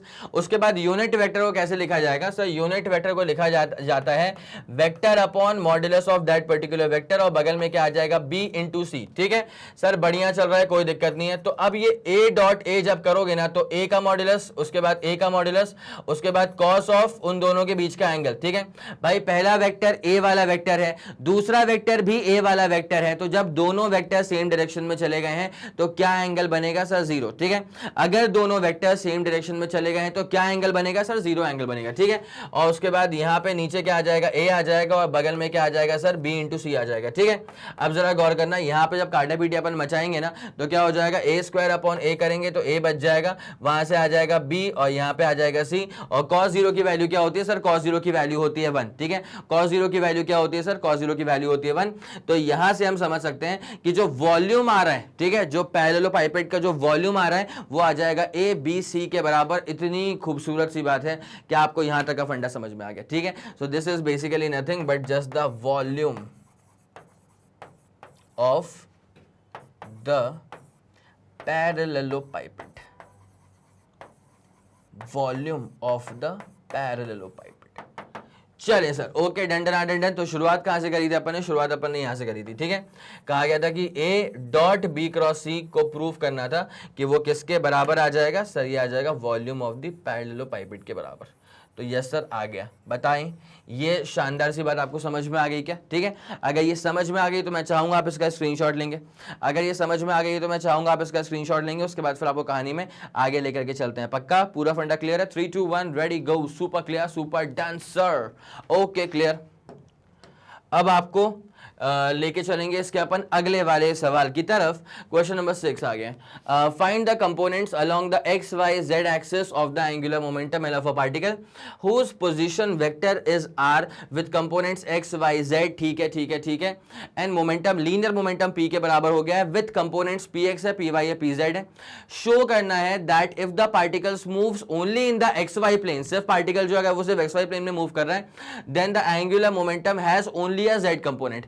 अगर पार्टिकल सिर्फ एक्स वाई प्लेन में मूव कर रहा है तो जो एंगुलर मोमेंटम है उसके पास में सिर्फ जेड कंपोनेंट होगा। इस बात को शो करना है तो मैं चाहूंगा एक दफा आप इसका स्क्रीनशॉट ले लें सवाल का, उसके बाद खुद से ट्राई करें, जो भी आपका आंसर आ जाएगा ना एक बार लिख देना तुम्हारी अप्रोच के बारे में, ठीक है, कि सर मैंने ऐसा करा, मैंने वैसा करा। इससे मुझे समझ में आता है कि आप तक कितनी बातें पहुंच चुकी हैं। और ये दरअसल एक ऐसा डेरिवेशन है जो कि हम लोग कर चुके हैं रिकॉर्डिंग में दबा करके शानदार तरह से, ठीक है। तो इसलिए रिकॉर्डिंग्स को देखना बहुत इंपॉर्टेंट है। अगर देखा है, पढ़ा है, समझा है तो आपसे वाला सवाल बन जाएगा। बन जाए तो कमेंट सेक्शन में हाँ लिख देना, ठीक है। एक बार जरा जल्दी से ट्राई करो बेटा। चलो भाई ठीक है, सवाल देख लिया, आगे बढ़े इसके अंदर। भाई साहब ये डेरिवेशन पर बेस सवाल है, ठीक है। तो यहाँ पे पहले एंगुलर मोमेंटम का एक्स कंपोनेंट भी चाहिए, वाई कंपोनेंट भी चाहिए और जेड कंपोनेंट भी चाहिए। अब इसके लिए अपन क्या करेंगे, जरा फोकस करते हुए चलेंगे। पहले ना एक फॉर्मूला होता है बेटा, ठीक है, उस फॉर्मूले पे जरा फोकस करिएगा। और इस फॉर्मूले का डेरिवेशन भी सवाल के अंदर पूछ के रखा हुआ है, पहली बात तो, ठीक है। तो एक फॉर्मूला क्या होता है सर, फॉर्मूला होता है कि L is equals to X times P Y minus Y times P X, ठीक है। इस फॉर्मूले का आपसे पूछ के रखा हुआ है डेरिवेशन, तो वो मैं करवा दूंगा आप लोग को, ठीक है। और एक और फॉर्मूले का इस सवाल के अंदर जिक्र हुआ है जो आपने को निकालना है कि यार एंगुलर मोमेंटम का एक्स वाई और जेड कंपोनेंट निकालना है, ठीक है। उसको निकालिए अपन क्या करेंगे ना बेटा, एल मतलब angular momentum is equal to होता है आर क्रॉस पी। एल मतलब angular momentum is equal to क्या होता है सर, आर क्रॉस पी होता है। अब जरा गौर करना अच्छे से, ठीक है, पूरा फोकस करना अच्छे से। तो L is equal to R cross P. अब भाई साहब ये आर क्या होता है, तो जरा गौर फरमाएंगे। आर का मतलब क्या होता है, पोजीशन वेक्टर। तो जब पोजीशन वेक्टर है तो एक्स कंपोनेंट भी होगा, वाई कंपोनेंट भी होगा और जेड कंपोनेंट भी होगा, ठीक है। तो कैसे लिखेंगे इसको अपन, एक्स आई कैप, वाई जे कैप, जेड के कैप, ठीक है। क्रॉस कर देंगे पी के साथ। पी का मतलब क्या होता है, लीनियर मोमेंटम। तो इसमें क्या होता है, linear momentum about X axis I cap, linear momentum about Y axis J cap और linear momentum about the Z axis K cap, ठीक है। यहां तक का फंडा पूरा क्लियर है सर, सुप्रीमली क्लियर है, ठीक है। अब जरा गौर करना, एल कैसे निकलने वाला है, आर क्रॉस पी। एल कैसे निकलने वाला है सर, आर क्रॉस पी। तो इज इक्वल्स टू क्या हो जाएगा भाई साहब, पहले तो बनाओ उसके शानदार से डिटर्मिनेंट्स, ठीक है। उसके बाद यहाँ पे क्या हो जाएगा, आई कैप हो जाएगा, जे कैप हो जाएगा, के कैप हो जाएगा। उसके बाद यहाँ पे बाय डिफॉल्ट प्लस है, बाय डिफॉल्ट माइनस है, बाय डिफॉल्ट प्लस है, ठीक है। अब जरा नंबर्स को पुट करने का मौसम आ चुका है। आर क्रॉस पी करना है तो आर की जगह पे पहले एक्स डाल दो, वाई डाल दो, जेड डाल देना। उसके बाद क्रॉस करेंगे पी के साथ तो क्या आ जाएगा, पी एक्स आ जाएगा, momentum along Y axis, momentum along Z axis, ठीक है। जैसे हम इसको फर्दर सॉल्व इन करेंगे ना तो हमारे पास में क्या है, जरा सुनते हुए चलना। आई कैप को जरा छुपा दो, इसका कॉलम चला जाएगा, इसका रो चला जाएगा। जैसे कॉलम गया और रो गया तो ये क्या बचेगा, y टाइम्स पी जेड। क्या बचेगा बेटा, ये बचेगा y times P Z minus क्या बचेगा, z टाइम्स पी वाई। बोलो हाँ कि ना, यस सर, पूरा क्लियर है, ठीक है। उसके बाद जे कैप की यहाँ पे बात करना शुरू कर देना। तो जे कैप वाला कॉलम भी गया, जे कैप वाला रो भी गया, तो माइनस का जे कैप वाला कॉलम गया, रो गया। x times P Z minus z times P x, क्या हो जाएगा, x times P Z minus z times क्या हो जाएगा, पी एक्स हो जाएगा। और उसके बाद फिर अपन के कैप की बात करेंगे। तो जैसे अपन यहाँ पे के कैप की बात करेंगे तो इसके लिए क्या हो जाएगा बेटा, इसका कॉलम गया, इसका रो चला गया, तो x times P Y minus Y times P X, ठीक है। x times P Y minus Y times क्या हो जाएगा, पी एक्स हो जाएगा। यहां तक का फंडा क्लियर है सर, सुप्रीमली क्लियर है, ठीक है। अब जरा गौर करते हुए चलना। तो देयरफॉर अब जो L बचेगा, L का मतलब होता है एंगुलर मोमेंटम, ठीक है। अब जो एंगुलर मोमेंटम बचेगा वो क्या बचेगा भाई, जब आई कैप की बात करेंगे ना तो y times P Z minus z times P Y, और ये आई कैप हो जाएगा। उसके बाद फिर अपन जे कैप की बात करेंगे तो ये माइनस का सिंबल जो है ना वो अंदर जाएगा, मल्टीप्लाई हो जाएगा, तो क्या हो जाएगा z टाइम्स पी एक्स। तो अपने पास क्या हो जाएगा, z times P X minus X times P Z, और ये अपने पास में जे कैप हो जाएगा। उसके बाद बात कर लेंगे के कैप के बारे में। तो यहां पे क्या हो जाएगा भाई साहब, जरा गौर करिएगा, X times P Y minus Y times P X, और ये अपने पास में क्या हो जाएगा सर, के कैप हो जाएगा। ये वाला फंडा आपके दिमाग में बहुत ही खूबसूरत तरह से बैठ जाना चाहिए, बिकॉज कार्यक्रम तो इसी का होने वाला है, ठीक है।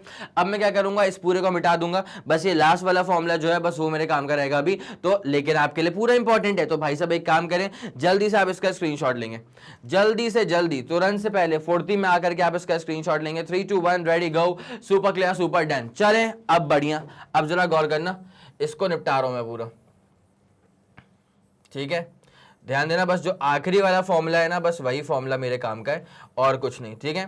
बस जो आखिरी वाला फॉर्मूला है ना, बस वही फॉर्मूला अपने काम का है और कुछ नहीं।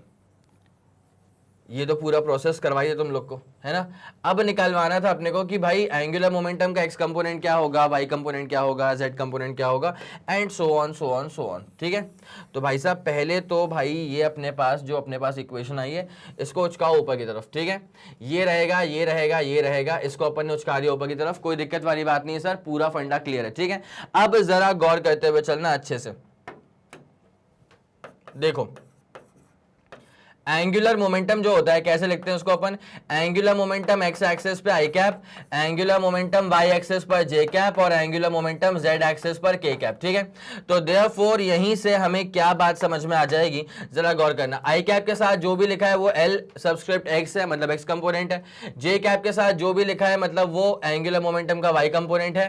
तो ये पूरा एंगुलर मोमेंटम का एक्स कंपोनेंट है, ये पूरा एंगुलर मोमेंटम का वाई कंपोनेंट है, और ये जो पूरी चीज है ये एंगुलर मोमेंटम का जेड कंपोनेंट है, ठीक है। क्या खुश हो इस बात से सर, बेहतरीन तरह से, ठीक है। तो देयरफॉर एंगुलर मोमेंटम का एक्स कंपोनेंट क्या होगा लिख देंगे, वाई कंपोनेंट क्या होगा लिख देंगे, जेड कंपोनेंट क्या होगा लिख देते हैं। तो एक्स कंपोनेंट क्या है भाई साहब, Y times P Z, z times P Y, ठीक है। उसके बाद y कंपोनेंट क्या होगा जरा देखते हुए चलना। तो y कंपोनेंट में हो जाएगा z times P X minus X times P Z, और z कंपोनेंट में क्या हो जाएगा, x times P Y, X times P Y minus Y times P X, ठीक है। क्लियर। अब जरा गौर करो इसको याद कैसे किया जाएगा। तो भाई अपने पास बेसिकली वेरिएबल्स कैसे हैं, 3 वेरिएबल्स हैं, x है, y है और z है, ठीक है। इन तीनों के बीच में ही जो पूरा कार्यक्रम है वो चलना है, बोलें हाँ कि ना, ठीक है। तो भाई साहब x में, y में और z में ही गेम चलना है। देखो भाई साहब जब कोई आपसे पूछता है ना कि what is the angular momentum about the X axis, ठीक है, तो फिर गेम चलेगा y और z में, कैसे, y times P Z minus z times P Y. जब कोई पूछे कि एंगुलर मोमेंटम निकाल दीजिए y वाला, ठीक है, तो जब y पे निकालना है तो फिर z और x में ही गेम चलेगा, ठीक है। z times P X minus X times P Z, जब कोई बोले कि एंगुलर मोमेंटम निकालना है z पर तो गेम चलेगा x और y के बीच में, x times P Y minus Y times P X. तो वही लिखा है x times P Y minus Y times P X. मेरे ख्याल से ये वाला पूरा फंडा आपके दिमाग में सुप्रीम तरह से क्लियर हो चुका होगा। तो अब जल्दी से ये अपने पास आंसर आ गया भाई सब, ठीक है। आपसे पूछा हुआ था ना कंपोनेंट्स के बारे में, तो ये अपने पास x component, y component and z component आ चुके हैं, ठीक है। इसको अपन लिख देंगे x y and z component of angular momentum, X Y and Z component of angular momentum निकाल के रख दिया आप लोगों के सामने। तो जल्द से जल्द पूरी कहानी का स्क्रीनशॉट लीजिए, जल्द से जल्द पूरी कहानी का स्क्रीनशॉट लीजिए, उसके बाद फिर आपको इसमें आगे लेकर के चलते हैं। हो गया बेटा, चलें sir, okay, done done done done हो चुका है, पूरा फंडा क्लियर हो चुका है। अब उसके बाद एक काम तो ये करना था कि एंगुलर मोमेंटम का एक्स वाई जेड कंपोनेंट निकालना था, वो निकाल दिया है। अब इसमें एक और चीज है, show that if the particle moves only in the Y Z plane, अगर पार्टिकल सिर्फ वाई जेड प्लेन में मूव कर रहा है तो उसका एंगुलर मोमेंटम जो है वो सिर्फ और सिर्फ क्या बोलते हैं जेड कंपोनेंट के अलोंग ही रहेगा, ठीक है। तो वो चीज भी निकाल देता हूं। उसके लिए ना आप एक बात जरा समझ सकते हैं, देखिए एक्स वाई, पहले अपन प्लेन तो बना लें, ठीक है, पहले अपन जरा प्लेन तो बना लें बेटा। ये सारे प्लेन्स अपन ने बना दिए, ये अपन ने पूरा बना दिया, एक्स है, वाई है, जेड है, ठीक है, कोई दिक्कत नहीं। अब कोई पार्टिकल है जो कि बॉडी है, या अपन ने काम करना है, बॉडी था कि पार्टिकल था, पार्टिकल था। तो अगर कोई पार्टिकल एक्स वाई प्लेन में मूव करे, इसका मतलब क्या है कि पार्टिकल इनिशियली कहाँ पे था भाई साहब, इनिशियली पार्टिकल यहाँ पे था, चलेगा आप लोग को इतना। उसके बाद पार्टिकल घूम कर कहाँ तक पहुंच गया सर, पार्टिकल घूम करके ऊपर तक पहुंच चुका है। तो this is the initial position, ठीक है, ये था पार्टिकल का इनिशियल पोजीशन। भाई साहब सही पेन से लिखेंगे, तो this was the initial position of the particle and this is the final position of the particle. कोई दिक्कत वाली बात नहीं सर, ठीक। तो इसका जो अपने पास बनेगा पोजीशन वेक्टर, येलो से नहीं कर सकता, इसका जो बनेगा अपने पास में पोजीशन वेक्टर वो कैसा बनेगा भाई साहब, देखो ये है इसका इनिशियल पोजीशन वेक्टर, ये है इसका फाइनल पोजीशन वेक्टर। लेकिन जो डिस्प्लेसमेंट हो रहा है ना, आप देख सकते हैं कि डिस्प्लेसमेंट कहां पे हो रहा है, डिस्प्लेसमेंट बेसिकली यहां से लेकर के यहां तक हो चुका है, ठीक है। क्या आप लोग को ये वाली बात समझ में आ रही है सर? बिल्कुल समझ में आ रही है, ठीक है। अब मोमेंटम किस तरफ जाएगा भाई साहब, जिस तरफ पार्टिकल मूव कर रहा है। तो आप आर क्रॉस पी करेंगे तो अपने पास देखो एल वैसे भी क्या होता है, एल वैसे भी क्या होता है, एल मतलब एंगुलर मोमेंटम निकालने के लिए आर क्रॉस पी ही तो करना पड़ता है। और मैंने अभी आप लोगों को सिखाया है थोड़ी देर पहले कि अगर आपको दो वेक्टर्स का क्रॉस मल्टीप्लिकेशन दिख जाएगा तो answer is also going to be a vector quantity. और उस वेक्टर क्वांटिटी का आप डायरेक्शन कैसे निकाल सकते हैं सर, तो बस पहले चारों उंगलियां आर के डायरेक्शन में रख दो, मतलब फर्स्ट वाले वेक्टर के डायरेक्शन में चारों उंगलियां रख दो, उसके बाद कर्लिंग कर लेना दूसरे वाले वेक्टर के डायरेक्शन में। तो भाई साहब आर इस तरफ था, क्रॉस मोमेंटम कहां हो गया उसका, इस तरफ हो गया, बिकॉज ये जो पार्टिकल था, ये पार्टिकल जो था वो अंडर मोशन आ चुका है इस तरफ, ठीक है। तो मोमेंटम कहां पर होगा, ऊपर की तरफ। तो आर क्रॉस पी करेंगे तो जो अपना अंगूठा है वो कहां आएगा, बाहर आएगा। तो इस वाले केस में L is perpendicularly outwards to the plane of the paper, perpendicularly outwards to the plane of the paper. यहां पर जो एल है ना, this is perpendicularly outwards to the plane of the paper, that is plane of the paper, that is, इसका मतलब यह है कि अलोंग कौन सा axis sir, along Z axis पूरा मोशन हो रहा है, ठीक है। क्या आप लोग को ये वाली बात समझ में आ रही है सर? सुप्रीम तरह से ये वाली बात हमें समझ में आ गई है, पक्का पूरा फंडा क्लियर है। तो भाई एक काम करें, इसका जल्दी से, अच्छा तो आपने नोट कर ही लिया होगा। अब एक काम करते हैं, अब यहाँ पे ये पूछा हुआ है कि एंगुलर मोमेंटम जेड पर कितना होगा वो निकालने को कहा गया, ठीक है। तो जरा गौर करते हुए चलना भाई। अगर हम टॉर्क की बात करें तो टॉर्क हम निकाल चुके हैं, वो आ गया था x times F Y minus आ गया था y टाइम्स एफ एक्स। बोलो कोई दिक्कत तो नहीं है, ठीक है सर, ये हम पहले से जानते हैं, एज वी ऑलरेडी नो। अब जरा गौर करते हुए चलना, तो torque is equals to, X को बिल्कुल मत छेड़ना भाई। फोर्स कैसे निकलता है, rate of change of linear momentum, ठीक है। फोर्स कैसे निकलता है sir, rate of change of linear momentum. Force y के अलोंग था तो लीनियर मोमेंटम भी y के अलोंग, माइनस y। ये फोर्स कैसे मिलता है, rate of change of linear momentum about the X axis था, तो बिल्कुल sir about the X axis, कोई दिक्कत नहीं है, ठीक है। तो टाउ इज इक्वल्स टू क्या हो जाएगा, x टाइम्स भाई पी वाई का मतलब क्या होता है, linear momentum about the y axis. तो मास को रख देना बाहर और यहाँ पे हो जाएगा differentiation of velocity minus y, और ये m आ जाएगा। भाई मोमेंटम क्या होता है, मास इनटू वेलोसिटी, तो यहाँ पे क्या हो जाएगा, differentiation of velocity about the X axis, ठीक है। मेरे ख्याल से यहाँ तक का फंडा सुप्रीमली क्लियर है, यस सर सुप्रीमली क्लियर है, ठीक है। तो टाउ इज इक्वल्स टू, अपने पास क्या बचने वाला है जरा गौर करना, m को रखा अपन ने बाहर की तरफ, ठीक है। यहाँ पे अपने पास क्या बच जाएगा, x टाइम्स, फिर अपने पास में बच जाएगा differentiation of velocity about the y axis minus, फिर अपने पास बचेगा y टाइम्स, और फिर ये हो जाएगा differentiation of velocity about the x axis, ठीक है। ये वाली बात समझ में आ गई सर? बिल्कुल समझ में आ गई। m रखेंगे बाहर, x times differentiation of velocity about the y axis minus y times, फिर क्या हो जाएगा, differentiation of velocity about the x axis. कोई दिक्कत वाली बात नहीं सर, ठीक है। अब ये जो अंदर चीज बैठी हुई है, ठीक है, इसको समझना पड़ेगा तुम्हें। यहां तक का तो फ्लो बहुत शानदार था, ठीक है। अब यहां से फ्लो हल्का सा ना अलग डायरेक्शन में चले जाएगा और फिर वापस से ये दोनों रोड जो है वो मिल जाएंगे इवेंचुअली, लेकिन अभी जो अपन रोड पकड़ने वाले हैं जरा उस पर फोकस करना पड़ेगा। यहां तक की चीज समझ में आ गई सर? बिल्कुल समझ में आ गई, ठीक है। अब मैं आपसे ये बोलता हूं कि नाउ अगर मैं आपसे ये बोल दूं कि भाई मेरे को डिफरेंशिएशन चाहिए, तुमने बोला सर किसका चाहिए, मैंने बोला x टाइम्स वी वाई का चाहिए minus y times V X का चाहिए, ठीक है। मेरे को इसका डिफरेंशिएशन चाहिए, ठीक है। तो इसका डिफरेंशिएशन क्या होगा, तो जरा इस पे फोकस करते हुए चलना, ठीक है। अब जरा देखो बेटा क्या होगा इसका डिफरेंशिएशन।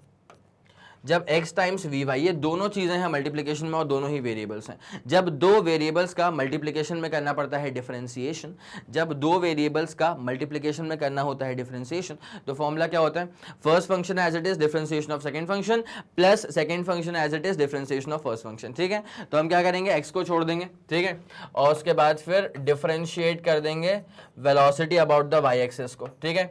उसके बाद plus velocity about the y को अपन छोड़ देंगे और फिर अपन डिफरेंशिएट कर देंगे सिर्फ x को। ये वाली बात समझ में आ गई सर? बिल्कुल आ गई, ठीक है। माइनस फिर अपन करेंगे differentiation of y times V X, ठीक है। तो y को छोड़ देंगे और डिफरेंशिएशन कर देंगे velocity about the x axis को, माइनस फिर अपन एक काम करेंगे भाई साहब, वी एक्स को छोड़ देंगे और फिर अपन डिफरेंशिएट करेंगे सिर्फ और सिर्फ y को। क्या आप लोग को ये वाला फंडा पूरा शानदार तरह समझ में आ गया, ठीक है। ये क्या निकल रहा है पता है ना, ये निकल रहा है भाई साहब differentiation of x times V Y minus Y times V X. क्या निकल रहा है ये, differentiation of x times V Y minus Y times V X, ठीक। चलें आ जाएं जरा फोकस करें। तो भाई साहब यहाँ पे क्या होने वाला है, x हो जाएगा और यहाँ पे हो जाएगा differentiation of velocity about the y axis plus V Y को रहने देना और ये अपने पास क्या हो जाएगा, वी एक्स हो जाएगा, माइनस y को रहने देना और differentiation of velocity about the x axis minus यहाँ पे क्या हो जाएगा, वी एक्स हो जाएगा और डिफरेंशिएशन ऑफ y कंपोनेंट, मतलब ये देगा आपको velocity about the y axis, ठीक है। ये देगा आपको velocity about the y axis. इतना पूरा फंडा क्लियर है सर? इतना पूरा फंडा सुप्रीमली क्लियर है, ठीक है भाई। वी वाई वी एक्स और वी वाई वी एक्स ये दोनों चीजें यहाँ से कट जाएंगी, ठीक है, दोनों चीजें यहां से कट जाएंगी। तो भाई साहब अब जो बचेगा वो अपने पास क्या बचेगा, जरा गौर करना भाई। एक काम करो, ये बचेगा x times differentiation of velocity about the y axis minus y times differentiation of velocity about the x axis. क्या आपके दिमाग में ये वाला फंडा शानदार तरह से बैठ पा रहा है? ठीक है, पक्का बैठ गया, कोई दिक्कत वाली बात नहीं है, ठीक है। तो ये चीज करके अपने को ये मिलने वाला है, पक्का, ठीक है। तो देयरफॉर अब जरा गौर करते हुए चलना, ये जो आपको चीज नजर आ रही है, देखो therefore tau is equals to क्या था, m था, tau is equals to m था। उसके बाद जो भी आपको चीज नजर आ रही है जरा अच्छे से फोकस करना, x times differentiation of velocity about the y axis, ठीक है, minus y times differentiation of velocity about the x axis, यही चीज आपको नजर आ रही है, ठीक है। और ये जो चीज है ना वो कैसे मिली थी पता है, वो ऐसे मिली थी। तो मैंने वही कहा था भाई साहब कि यहां तक अपन पहुंच गए थे, उसके बाद से अपन ने रोड चेंज करी, मतलब मैंने एक अलग सा टर्म, मतलब इसके पहले ऐसा टर्म नहीं आया था, ठीक है। ये कहानी सिंगल फ्लो में चल रही थी, यहाँ पे मैंने कहानी को रोक दिया, ठीक है। फिर मैंने एक नई सी चीज लेकर के मैं आ गया था यहाँ पे और मैंने कहा था कि बेटा ये चीज बाद में जाकर के जुड़ेगी। तो मैंने डिफरेंशिएट किया x टाइम्स वी वाई को minus y times V X को। तो ये सब करके मुझे मिला क्या, मुझे जो चीज मिली ना वो पहले से यहाँ पे ब्रैकेट के अंदर मौजूद है। तो मैं क्या बोल दूंगा, m टाइम्स, अब मेरे पास क्या बचेगा, इसकी जगह पे मैं ये लिख दूंगा सिर्फ, ठीक है, m टाइम्स मैं क्या लिख दूंगा, differentiation of x times V Y minus यहां पे क्या आ जाएगा, y टाइम्स वी एक्स का भी डिफरेंशिएशन, ठीक है, माइनस एक काम कर रहा हूं उसको मैं पूरा ऐसे लिख देता हूं, यहां पे क्या आ जाएगा अपने पास में डिफरेंशिएशन, ठीक है, किसका differentiation sir, x times V Y का minus y times V X का, इसका पूरा डिफरेंशिएशन। कोई दिक्कत वाली बात तो नहीं है सर, पूरा फंडा क्लियर है। अब जरा गौर करेंगे, tau is equals to m को अंदर भेज देना, तो ये हो जाएगा तेरे पास में क्या, differentiation of x times m V Y minus y times m V X. अब और अच्छे से फोकस करना, तो टॉर्क इज इक्वल्स टू क्या हो जाएगा, डिफरेंशिएशन ऑफ, ठीक है, ध्यान देना अच्छे से, क्या हो जाएगा, tau is equals to differentiation of, भाई एक्स को बिल्कुल छेड़ो, मतलब बिल्कुल छोड़ दो उसको, उसके बाद m टाइम्स वी वाई जो लिखा है ना, इसका मतलब क्या होता है कि मोमेंटम है भाई ये, ठीक है, ये जो m टाइम्स वी वाई लिखा है ना, ये क्या है, ये वी वाई लिखा है, ये मोमेंटम है अबाउट द वाई एक्सिस, तो अपने पास क्या हो जाएगा, momentum about the Y axis minus Y time, similarly ये क्या हो जाएगा, momentum about the X axis. क्या आपको ये वाली बात समझ में आ रही है? जल्दी बताएं कि आपको ये वाली बात समझ में आ रही है। मैं डेरिवेशन को पूरा मिटा दूंगा और सिर्फ आखिरी वाला जो कंटेंट है ना, वहीं से मैं शुरुआत करूंगा। क्या तुम्हें समझ में आ रही है ये वाली बात? यस सर, पूरी समझ में आ रही है, ठीक है। तो ये तुमने नोट कर लिया, एक काम कर रहा हूं, चलो नहीं मिटा रहा हूं, ठीक है। Differentiation of X times P Y ये बच रहा है, ठीक है। नाउ टॉर्क कितना आ चुका है अपने पास में, डिफरेंशिएशन ऑफ, अपने पास में टाउ कितना आ चुका है, now differentiation of x times P Y minus Y times P X, ठीक है। क्या हो जाएगा sir, x times P Y minus Y times P X हो जाएगा। और एक और बात हम जानते हैं, and we already know that, and we also know that, and we also know that, हम एक बात और जानते हैं बहुत ही खूबसूरती के साथ, कि टॉर्क जो होता है ना सर, वो डिफरेंशिएशन होता है लेकिन एंगुलर मोमेंटम का होता है। बोलो हाँ कि ना? अरे जिस प्रकार से फोर्स हो जाता है लीनियर मोमेंटम का डिफरेंशिएशन, उसी प्रकार से टॉर्क हो जाता है एंगुलर मोमेंटम का डिफरेंशिएशन, ठीक है। तो देयरफॉर आप इसको देख करके ये बोल सकते हैं, भाई ये रही तुम्हारी फर्स्ट इक्वेशन, ये रही तुम्हारी सेकंड इक्वेशन। आप इसको देख करके बोल सकते हैं कि L जो है वो आ जाएगा x times P Y minus हो जाएगा y टाइम्स पी एक्स, ठीक है। तो ये जो था तुम्हारे पास, ये था angular momentum about the z axis. तो वही कहा गया था कि अगर कोई पार्टिकल एक्स वाई प्लेन में मूव कर रहा है तो उसके पास जो एंगुलर मोमेंटम होगा वो होगा only about the z axis. बस इतनी सी बात है, जल्दी इसका स्क्रीनशॉट ले लो। लंबा सवाल था लेकिन अति महत्वपूर्ण कैटेगरी का क्वेश्चन था। हो चुका है? यस सर, डन डनाडन डन हो चुका है, ठीक है। चले क्लियर कर दें इस चीज को। ओके, अब आते हैं अपन इसके अगले वाले सवाल की तरफ। ये रहा अपने सामने क्वेश्चन नंबर 7, ठीक है। जरा इस सवाल को देखो, एक बार जरा सेल्फ ट्राई कर लो, बन गया तो बहुत जबरदस्त, अदरवाइज फिर मैं सॉल्व करवाऊंगा, लेकिन इसके ऊपर सेल्फ ट्राई तो बनता यार, जल्दी करना प्लीज। चलें फिर, सवाल तो आप लोग ने देख लिया होगा, अब जरा इसको अपन सॉल्व करना स्टार्ट करते हैं। तो यहाँ पे कहा गया है कि दो पार्टिकल्स हैं, ठीक है, दोनों का मास सेम है, दोनों की वेलोसिटी सेम है और दोनों मूव कर रहे हैं इन द ऑपोजिट डायरेक्शन। अब इनका जो vector summation of the angular momentum होगा वो किसी भी पॉइंट के अबाउट निकालो तो वो सेम ही आने वाला है, ऐसा कहा गया है कि प्रूव करो, ठीक है। अब चलें जरा शुरू करें पूरी कहानी को। देखो भाई साहब, ये हो गया पहले वाले पार्टिकल के लिए लाइन ऑफ एक्शन और ये हो गया है अपने पास में दूसरे वाले पार्टिकल के लिए बोले तो लाइन ऑफ एक्शन, ठीक है सर। अब जरा गौर करते हुए चलेंगे यहाँ पे। तो ये है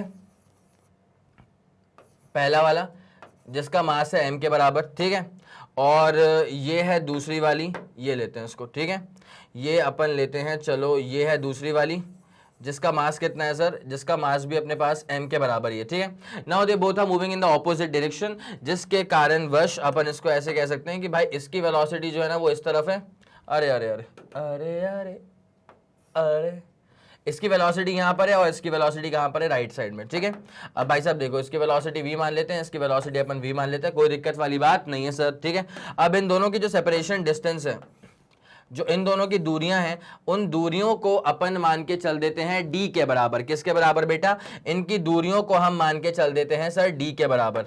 तो जरा इसमें अपन ये ब्रोकन लाइंस बना दें एक दफा, जरा अपन इसमें एक दफा ये ब्रोकन लाइंस बना दें। यस सर, बना देते हैं, बेशक कोई दिक्कत वाली बात नहीं है। तो यहाँ पे सेपरेशन डिस्टेंस जो था सर वो था अपने पास में टोटल कुल मिला करके d के बराबर। आया समझ? यस सर, आ गया, ठीक है। अब एक काम करते हैं, पहले अपन एक काम करेंगे, इसका जो अपन मोमेंटम निकाल रहे हैं एंगुलर मोमेंटम, पहले अपन a के अबाउट निकाल देंगे, उसके बाद फिर अपन b के अबाउट निकाल देंगे, उसके बाद मैंने एक पॉइंट ले लिया है, चल ये वाला पॉइंट है c, तो c के अबाउट निकाल देंगे। चलेगा आप लोग को? यस सर चलेगा। बस जरा सेपरेशन डिस्टेंस की बात करी जाए तो मजा आ जाएगा, ठीक है। जरा सेपरेशन डिस्टेंस की बात करी जाए तो मजा आ जाएगा। भाई साहब ये डिस्टेंस जो है ना, इसको अपन x मान लेंगे, तो ये वाला क्या हो जाएगा, d माइनस एक्स, ठीक है। यस सर, क्लियर है। इसको अपन x मान लेंगे तो ये वाला कितना हो जाएगा सर, d माइनस एक्स। यहां तक का फंडा पूरा क्लियर? सब पूरा फंडा क्लियर, ठीक है। तो पहले अपन एंगुलर मोमेंटम निकाल लेते हैं a के अबाउट, ठीक है। पहले अपन निकाल लेते हैं एंगुलर मोमेंटम ए के अबाउट। तो जब यहां पे करूंगा ना, देखो एल का फॉर्मूला क्या होता है, आर क्रॉस पी, ठीक है। तो आर तो इसका 0 हो जाएगा, क्रॉस पी करूंगा तो कोई फायदा ही नहीं है, ठीक है। प्लस अब इसका निकालता हूं एंगुलर मोमेंटम इस वाले पॉइंट ए के अबाउट, ठीक है। तो इसका एंगुलर मोमेंटम कितना है, एम वी, और डिस्टेंस कितना है अपने पास में डी, तो एम वी इंटू डी। तो इसका मतलब एंगुलर मोमेंटम ए के अबाउट क्या हो जाएगा अपने पास में, एम वी डी के बराबर। This becomes your first equation, कोई दिक्कत वाली बात नहीं है। अब अपन एक काम करते हैं, एंगुलर मोमेंटम निकालते हैं बी, ठीक है, बी के अबाउट निकालते हैं। तो जब एंगुलर मोमेंटम अपन बी के अबाउट निकालेंगे तो क्या हो जाएगा भाई साहब, जब इसकी अपन बात करें तो एम वी इंटू 0, उसके बाद जब b के अबाउट इसका निकालेंगे तो एम वी इंटू डी हो जाएगा, फिर से हो जाएगा एम वी इंटू डी। तो भाई एक बात तो समझ में आ रही है कि हाँ सर, एंगुलर मोमेंटम किसी भी पॉइंट के अबाउट निकाल लो सेम ही निकलता है। ये आ गई सेकंड इक्वेशन। लेकिन अब मसला क्या है, सी वाले पॉइंट के अबाउट निकालने का, ठीक है। ए वाला एक्सट्रीम था, बी वाला एक्सट्रीम था, लेकिन सी वाला एक्सट्रीम नहीं है। तो एक बार अपन सी वाले पॉइंट के अबाउट निकालते हैं, अगर वहां भी सेम आए तो बहुत बढ़िया। नाउ एंगुलर मोमेंटम अबाउट अपन निकालते हैं सी वाला, ठीक है। तो भाई साहब ये रहा सी वाला पॉइंट, इसका निकालते हैं पहले। तो मास हो गया, उसके बाद वेलोसिटी हो गया, अब उसके बाद डिस्टेंस क्या है सर, इसका डिस्टेंस है डी माइनस एक्स, ठीक है। इसका निकालो, तो मास हो गया, वेलोसिटी हो गया, और सर इसका डिस्टेंस कितना है सी वाले पॉइंट से, सर इसका डिस्टेंस है x के बराबर। क्या आपके दिमाग में ये वाला फंडा पूरा क्लियर है सर, सुप्रीमली क्लियर है। तो एंगुलर मोमेंटम जब c के अबाउट निकलेगा तो क्या हो जाएगा, M V into D minus M V into X plus हो जाएगा एम वी इंटू एक्स, ठीक है भाई साहब। एम वी एक्स निपट जाएगा तो क्या बचेगा, एम वी डी। तो एंगुलर मोमेंटम अबाउट सी वाला पॉइंट क्या हो जाएगा, M into velocity into D. भाई साहब ये बन गई अपने पास में तीसरी इक्वेशन। और आप क्लियरली देख सकते हैं कि एंगुलर मोमेंटम जितना ए पर आ रहा है एमवीडी, उतना ही बी पर आ रहा है एमवीडी, और उतना ही सी पर आ रहा है एमवीडी। तो अपन लिख देंगे कि देयरफॉर एंगुलर मोमेंटम ए पर, एंगुलर मोमेंटम बी पर और एंगुलर मोमेंटम सी पर एग्जैक्टली सेम है। कोई दिक्कत नहीं है आप लोग को। यस सर, यहाँ तक का फंडा पूरा क्लियर हो चुका है। मैं चाहूंगा जल्दी आप इसका स्क्रीनशॉट लेंगे, उसके बाद फिर आपको अगले वाले सवाल के ऊपर ले करके चले। क्या आपके दिमाग में ये वाला फंडा पूरा क्लियर हो चुका है? यस सर, सुप्रीमली क्लियर हो चुका है। चलें, okay sir, done done done done. आगे बढ़ जाओ बेटा। Question number 7 is all done for you. अब आपको लेके आते हैं क्वेश्चन नंबर 8 के ऊपर, ठीक है। A uniform bar of weight given है, सस्पेंड कर दिया है by two strings of negligible weight as shown. The angles made by the string with the vertical सा एंगल भी गिवन है। The bar is 2 metre long, इसकी जो separation distance है वो 2 मीटर के बराबर है, और सेंटर ऑफ ग्रेविटी यहाँ पे लाई कर रहा है जहां से वेट काम कर रहा है नीचे की तरफ, ठीक है। Calculate the distance D of the centre of gravity of the bar from its left and, ठीक है। ये लेफ्ट वाले एंड से सेंटर ऑफ ग्रेविटी की जो डिस्टेंस है वो आपको निकालनी है, ठीक है। अब एक काम करेंगे, पहले अपन जरा इस पे ना रिजॉल्व करना है, इसको स्टार्ट करेंगे, ठीक है। जरा गौर करें आप अच्छे से। यहां पे टेंशन काम करेगा, बोलो हाँ कि ना। यस सर, बाकायदा इस पे एक टेंशन काम करेगा, ठीक है। और इसको अपन ये दो अलग तरह की रस्सियां हैं भैया, ये रस्सियां सेम नहीं है। इसको अपन बोल देंगे टेंशन कितना हो जाएगा यहाँ पे T1, ठीक है। अब इसको फिर अपन रिजॉल्व करना शुरू कर देंगे y एक्सेस पर, और फिर इसको अपन रिजॉल्व कर देंगे x एक्सेस पर भी, ठीक है। अब जरा अच्छे से गौर करिएगा, बहुत ही शानदार तरह से। θ1, इसको अपन θ1 मान लेते हैं, ठीक है। तो जो पहला वाला एंगल है θ1, उसकी वैल्यू मान लेते हैं 36.9 डिग्रीज, ठीक है। और जो दूसरा वाला एंगल है वहां से θ2, बिकॉज कितने बार लिखेंगे अपन 36.9 और 53.1, तो अपन इसको θ1 मान लेते हैं और θ2 मान लेते हैं 53.1 डिग्रीज, ठीक है। यस सर, अब इसको अपन रिजॉल्व करना स्टार्ट करने वाले हैं, ठीक है। जरा गौर फरमाएंगे, टेंशन T1 था, ऊपर थीटा हो जाएगा, तो ये अपने पास क्या हो जाएगा T1 cos थीटा। ये अपने पास में क्या हो जाएगा T1 cos थीटा लेकिन 1, ठीक है। और जब यहाँ पे इसको रिजॉल्व करेंगे तो क्या हो जाएगा T1, लेकिन यहाँ पे आ जाएगा साइन, और थीटा तो 1 वाला रहेगा। यहाँ तक का फंडा पूरा क्लियर है सर, यहाँ तक का फंडा सुप्रीमली क्लियर है, ठीक है। अब उसके बाद जरा अपन इसको यहाँ पे रिजॉल्व करते हैं, ठीक है। जरा गौर फरमाइएगा, यहाँ पे इस रस्सी पर जो टेंशन काम करेगा इसको बोल देंगे टेंशन T2, ठीक है।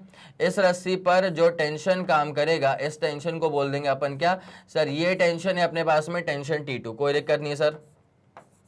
ये टेंशन है अपने पास में क्या सर, टेंशन T2, ठीक है।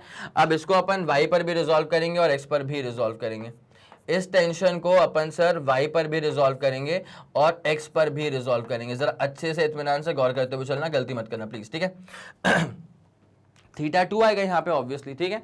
तो ये वाला थीटा 2 था, तो ये वाला हो जाएगा थीटा 2, जिसकी वजह से ये हो जाएगा T2 cos थीटा 2, और यहाँ पे आ जाएगा T2 sin थीटा 2। क्या आप लोगों के दिमाग में यहाँ तक का फंडा पूरा क्लियर बैठ चुका है? यस सर, सुप्रीमली क्लियर बैठ चुका है, ठीक है। अब जरा अपन गौर करते हैं, यहाँ पे कुछ चीजें अपन फिगर आउट कर लें तो मजा आ जाएगा। यहाँ पे देखो भाई साहब, ये जो पूरा रॉड है ना, ये अंडर इक्विलिब्रियम है, ठीक है। इसका मतलब जितना फोर्स लेफ्ट में उतना ही फोर्स राइट में। इसका मतलब क्या है, T1 sine theta 1 is equal to क्या हो जाएगा, T2, और वहां पे क्या हो जाएगा, साइन थीटा 2।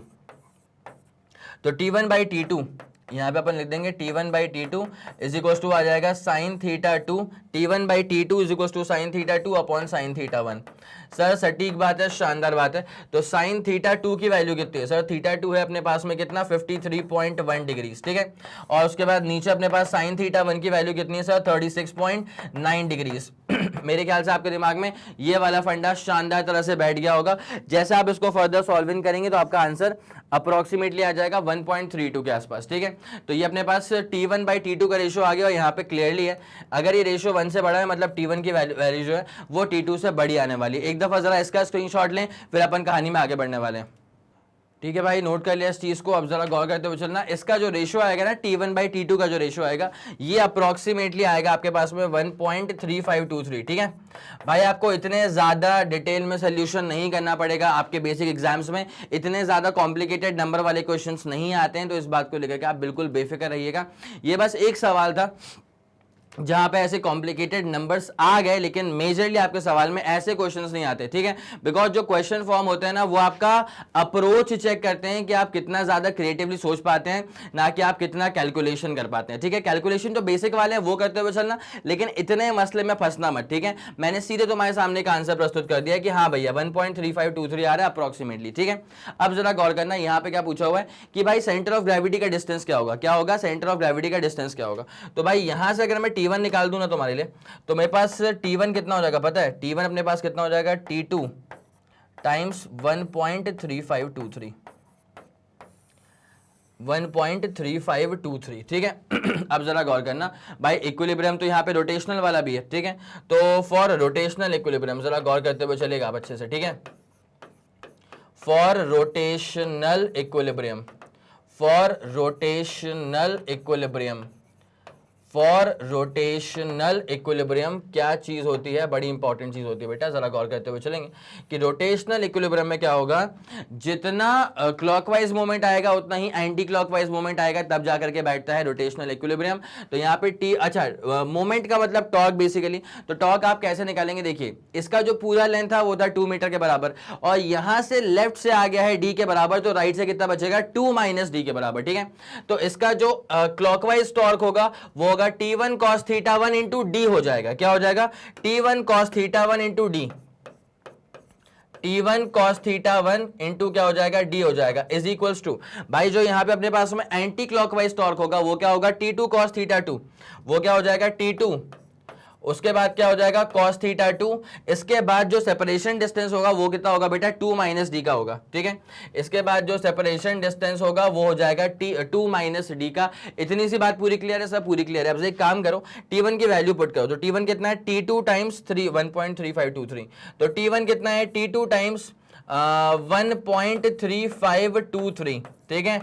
ये अपने पास T1 हो गया, उसके बाद cos थीटा 1 हो जाएगा, d हो जाएगा, यहाँ पे T2 हो जाएगा, cos थीटा 2 हो जाएगा, 2 माइनस डी हो जाएगा।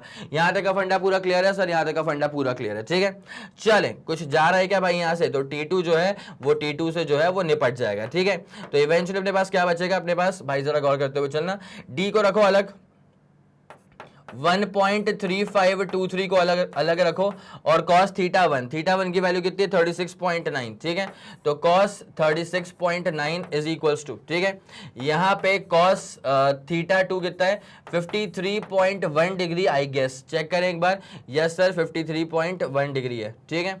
ओके, अब उसके बाद क्या बचेगा भाई साहब, यहाँ बचेगा टू माइनस डी, ठीक है।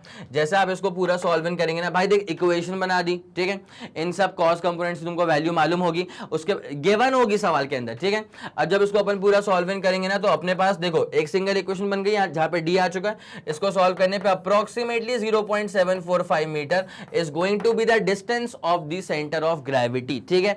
भाई बताइए अप्रोच समझ में आ गई क्या? कैलकुलेशन नहीं, अप्रोच बताएं कि आप लोग को अप्रोच समझ में आ गई है? यस सर आ गई है, ठीक है। चलें अब जरा इसको निपटाया जाए। और ये वाला जो मैंने यहाँ पे कार्यक्रम किया था, जो रंगोली बनी यहाँ पे टेंशन वाली, क्या आप लोग को वो समझ में आ गया? नोट करते हुए चलना है, तभी अपन कहानी में सही से आगे बढ़ पाएंगे भाई साहब, ठीक है। चले सर 8वां question is all done for you. अब आते हैं आपको इसका अंतिम सवाल पे लेकर क्वेश्चन नंबर 9, ठीक है। A car weighs 1800 kg, the distance between its front and the back axle is 1.8 metre, its centre of gravity is 1.05 metre behind the front axle. Determine the force exerted by the level ground on each front wheel and each back wheel। एक दफा थोड़ा सा creative question है, car वार बनानी पड़ेगी, solve करना पड़ेगा। एक बार सेल्फ ट्राई कर लो, बन गया तो बहुत जबरदस्त, अदरवाइज फिर इसको मैं सॉल्व करवाता हूं, लेकिन सेल्फ ट्राई तो बनता है सवाल के ऊपर। जल्दी करना प्लीज। चलें फिर ठीक है, कर लिया एक बार सेल्फ ट्राई जो करना था, यस सर कर लिया। अब जरा इसको मैं सॉल्व करना स्टार्ट करने वाला हूं, ध्यान देना बहुत ही शानदार तरह से, ठीक है। तो इसमें वो क्या रहा था, जैसे मान ले पहली बात तो अपन इसको एक रोड पे, ये अपने पास रोड मान लिया अपन ने, ठीक है। अब देख क्या है भाई साहब, एक कार अपन मूव करवाने वाले हैं, पूरा फोकस करते हुए चलना अच्छे से शानदार तरह से, ठीक है। तुम समझ पा रहे हो मेरी बात? ये कार के बारे में तुम समझ पा रहे हो कुछ? तो ये आगे कार जा रही है, ठीक है। आय हाय सर गजब सर, एक तरफा लग रहा होगा, ठीक है। देखो भाई कैसे बनता है ये बनेगा उसके चक्कों के लिए, ठीक है। फिर आगे वो कार जा रही है और उसके बाद फिर ये इसके बन जाएंगे टायर्स, ठीक है सर, कोई दिक्कत नहीं है। ये बन जाएंगे इसके टायर्स, ठीक है सर, कोई दिक्कत नहीं है, ठीक है। अब देखिए यहाँ पे क्या हो रहा है, कार तो आगे की तरफ जा रही है भाई साहब, कार कहाँ जा रही है? कार जा रही है आगे की तरफ, है ना। अब देखो क्या हो रहा है ना, यहाँ पे इसका फ्रंट वाला एक्सल ये रहा, इसका बैक वाला एक्सल ये रहा। अब सवाल के अनुसार क्या बोला गया था कि यहाँ पे जो इनकी दूरियां हैं वो है पूरी 1.8 मीटर्स के बराबर, ठीक है। जो इसका टोटल डिस्टेंस है ना ये फ्रंट और बैक एक्सल के बीच में, ये है सर 1.8 मीटर्स के बराबर। हमने बोला बहुत बढ़िया, कोई दिक्कत वाली बात नहीं है, ठीक है। उसके बाद क्या है, इसका सेंटर ऑफ ग्रेविटी जो है वो 1.05 मीटर पीछे की तरफ है, बिहाइंड द फ्रंट एक्सल, ठीक है। तो उसका सेंटर ऑफ ग्रेविटी अपन ले लेते हैं यहाँ पे कहीं पे, इसका सेंटर ऑफ ग्रेविटी अपन चल यहाँ पे ले लेते हैं, ठीक है। तो वो है सर 1.05, ये जो दूरियां है ना ये है सर 1.05। थोड़ा मैं इसको नीचे की तरफ कर लेता हूँ एक बार, ये आएगा नीचे, ठीक है। और ये जो डिस्टेंस है बेटा यहाँ पे, ठीक है, 2 मिनट जरा गौर फरमाएंगे आप। तो ये जो डिस्टेंस है अपने पास में सर ये था 1.05 मीटर के बराबर, ठीक है। तो बाकी ये फ्रंट से सेंटर ऑफ ग्रेविटी हो गया, ठीक है। अब उसके बाद जो बैक एक्सल है, तो ये जो डिस्टेंस है ये कितना बचा होगा भाई? ये बचा होगा 0.75। ये जो डिस्टेंस है ये कितना बचा होगा? ये बचा होगा सर 0.75 मीटर्स, ठीक है। तभी तो पूरा आएगा वो 1.8 के बराबर। कोई दिक्कत वाली बात है क्या सर? नहीं है, ठीक है। अब जरा गौर करना, इसका जो पीछे वाला जो रिएक्शन है वो ऐसे जाएगा, इसका जो सामने वाला रिएक्शन है वो ऐसे जाएगा, ठीक है। और इसका जो वेट है वो काम करेगा नीचे की तरफ, बोले हाँ कि ना, ठीक है। इसका जो वेट है वो काम करेगा नीचे की तरफ, बोले तो mg, ठीक है। अब देख सॉल्व कैसे करेंगे इसको अपन, देख भाई टोटल फोर्स ऊपर की तरफ कितना हो गया सर? r1 + r2 हो चुका है, इज इक्वल टू कितना हो जाएगा? टोटल फोर्स नीचे की तरफ। ये वाली बात समझ में आ रही है क्या? कैसे करा मैंने? देखो टोटल फोर्स जितना ऊपर गया उतना ही नीचे रहेगा, तभी तो वो इक्विलिब्रियम में है, उचक नहीं रही है और ना ही जमीन फाड़ के नीचे घुस रही है, ठीक है। दोनों बराबर है। तो r1 + r2 is equal to mg। m की वैल्यू कितनी है सर? बॉडी का मास था 1800, इसको अपन ने g से मल्टीप्लाई कर दिया है 9.8 से। बताओ भाई साहब क्या आपको ये वाली कहानी बेहतरीन तरह से समझ में आ रही है? क्या आप लोग को यहाँ तक की कहानी शानदार तरह से समझ में आ रही है? यस सर बिल्कुल आ रही है, ठीक है। इसको अपन मानते हैं एज द फर्स्ट इक्वेशन, इसको अपन मानते हैं एज द फर्स्ट इक्वेशन। अब ये रोटेशनल इक्विलिब्रियम भी होगा, इसका मतलब क्या? जो क्लॉकवाइज टॉर्क r2 का है उतना ही एंटी क्लॉकवाइज टॉर्क जो है वो r1 का होगा, ठीक है। तो एक बार जरा अपन r2 वाला टॉर्क कर लें, तो r2 इनटू सेपरेशन डिस्टेंस कितना अपने पास में सर? 0.75, ठीक है। उसके बाद इज इक्वल टू कितना हो जाएगा? ये r1 और इसका सेपरेशन डिस्टेंस कितना है सर 1.05, ठीक है। ये वाला फंडा मेरे ख्याल से आप लोगों को समझ में आ गया होगा अच्छी तरह से। तो यहां से जब भाई ये रोटेशनल इक्विलिब्रियम के लिए मैंने ऐसा करा है, प्रीवियस क्वेश्चन में भी कर चुका था, तो मेरे ख्याल में परेशान तो आप नहीं हो रहे होगे। यहाँ पे क्या हो जाएगा, ये 1.05 अपॉन नीचे क्या आ जाएगा 0.75। पहली फुर्सत में पॉइंट से पाओ छुटकारा, 2 पॉइंट्स आगे बढ़ाओ, 2 पॉइंट्स यहाँ पे आगे बढ़ाओ, कोई दिक्कत नहीं है, निपटा दो उसको 15 से। तो 15 को अपन मल्टीप्लाई करेंगे 7 से, ठीक है। तो 15 को मल्टीप्लाई करेंगे 7 से, तब आएगा 105, और 15 को अपन मल्टीप्लाई करेंगे 5 से, तब जाकर के आएगा कितना अपना 75। कोई दिक्कत वाली बात तो नहीं है। तो देयरफॉर आप ये कह सकते हो कि R2 by R1 is equals to 7/5 आ जाएगा।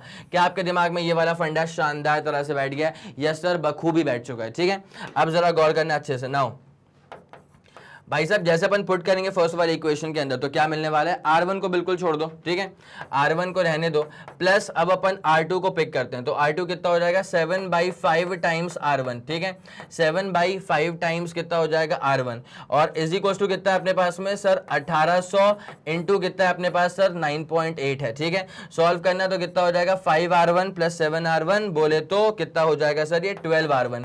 तो 12R1/5 is equals to 1800 into 9.8 हो जाएगा। जब मैं R1 निकालने के लिए आगे बढ़ूंगा ना, तो 1800 इंटू 9.8 इंटू 5 अपॉन में नीचे कितना आ जाएगा 12 आ जाएगा। और जैसे इसको जरा एक बार सॉल्व करके देखना बेटा, R1 को एक बार जरा सॉल्व करके देखना, इसके बियॉन्ड तुम्हारा आंसर क्या आएगा।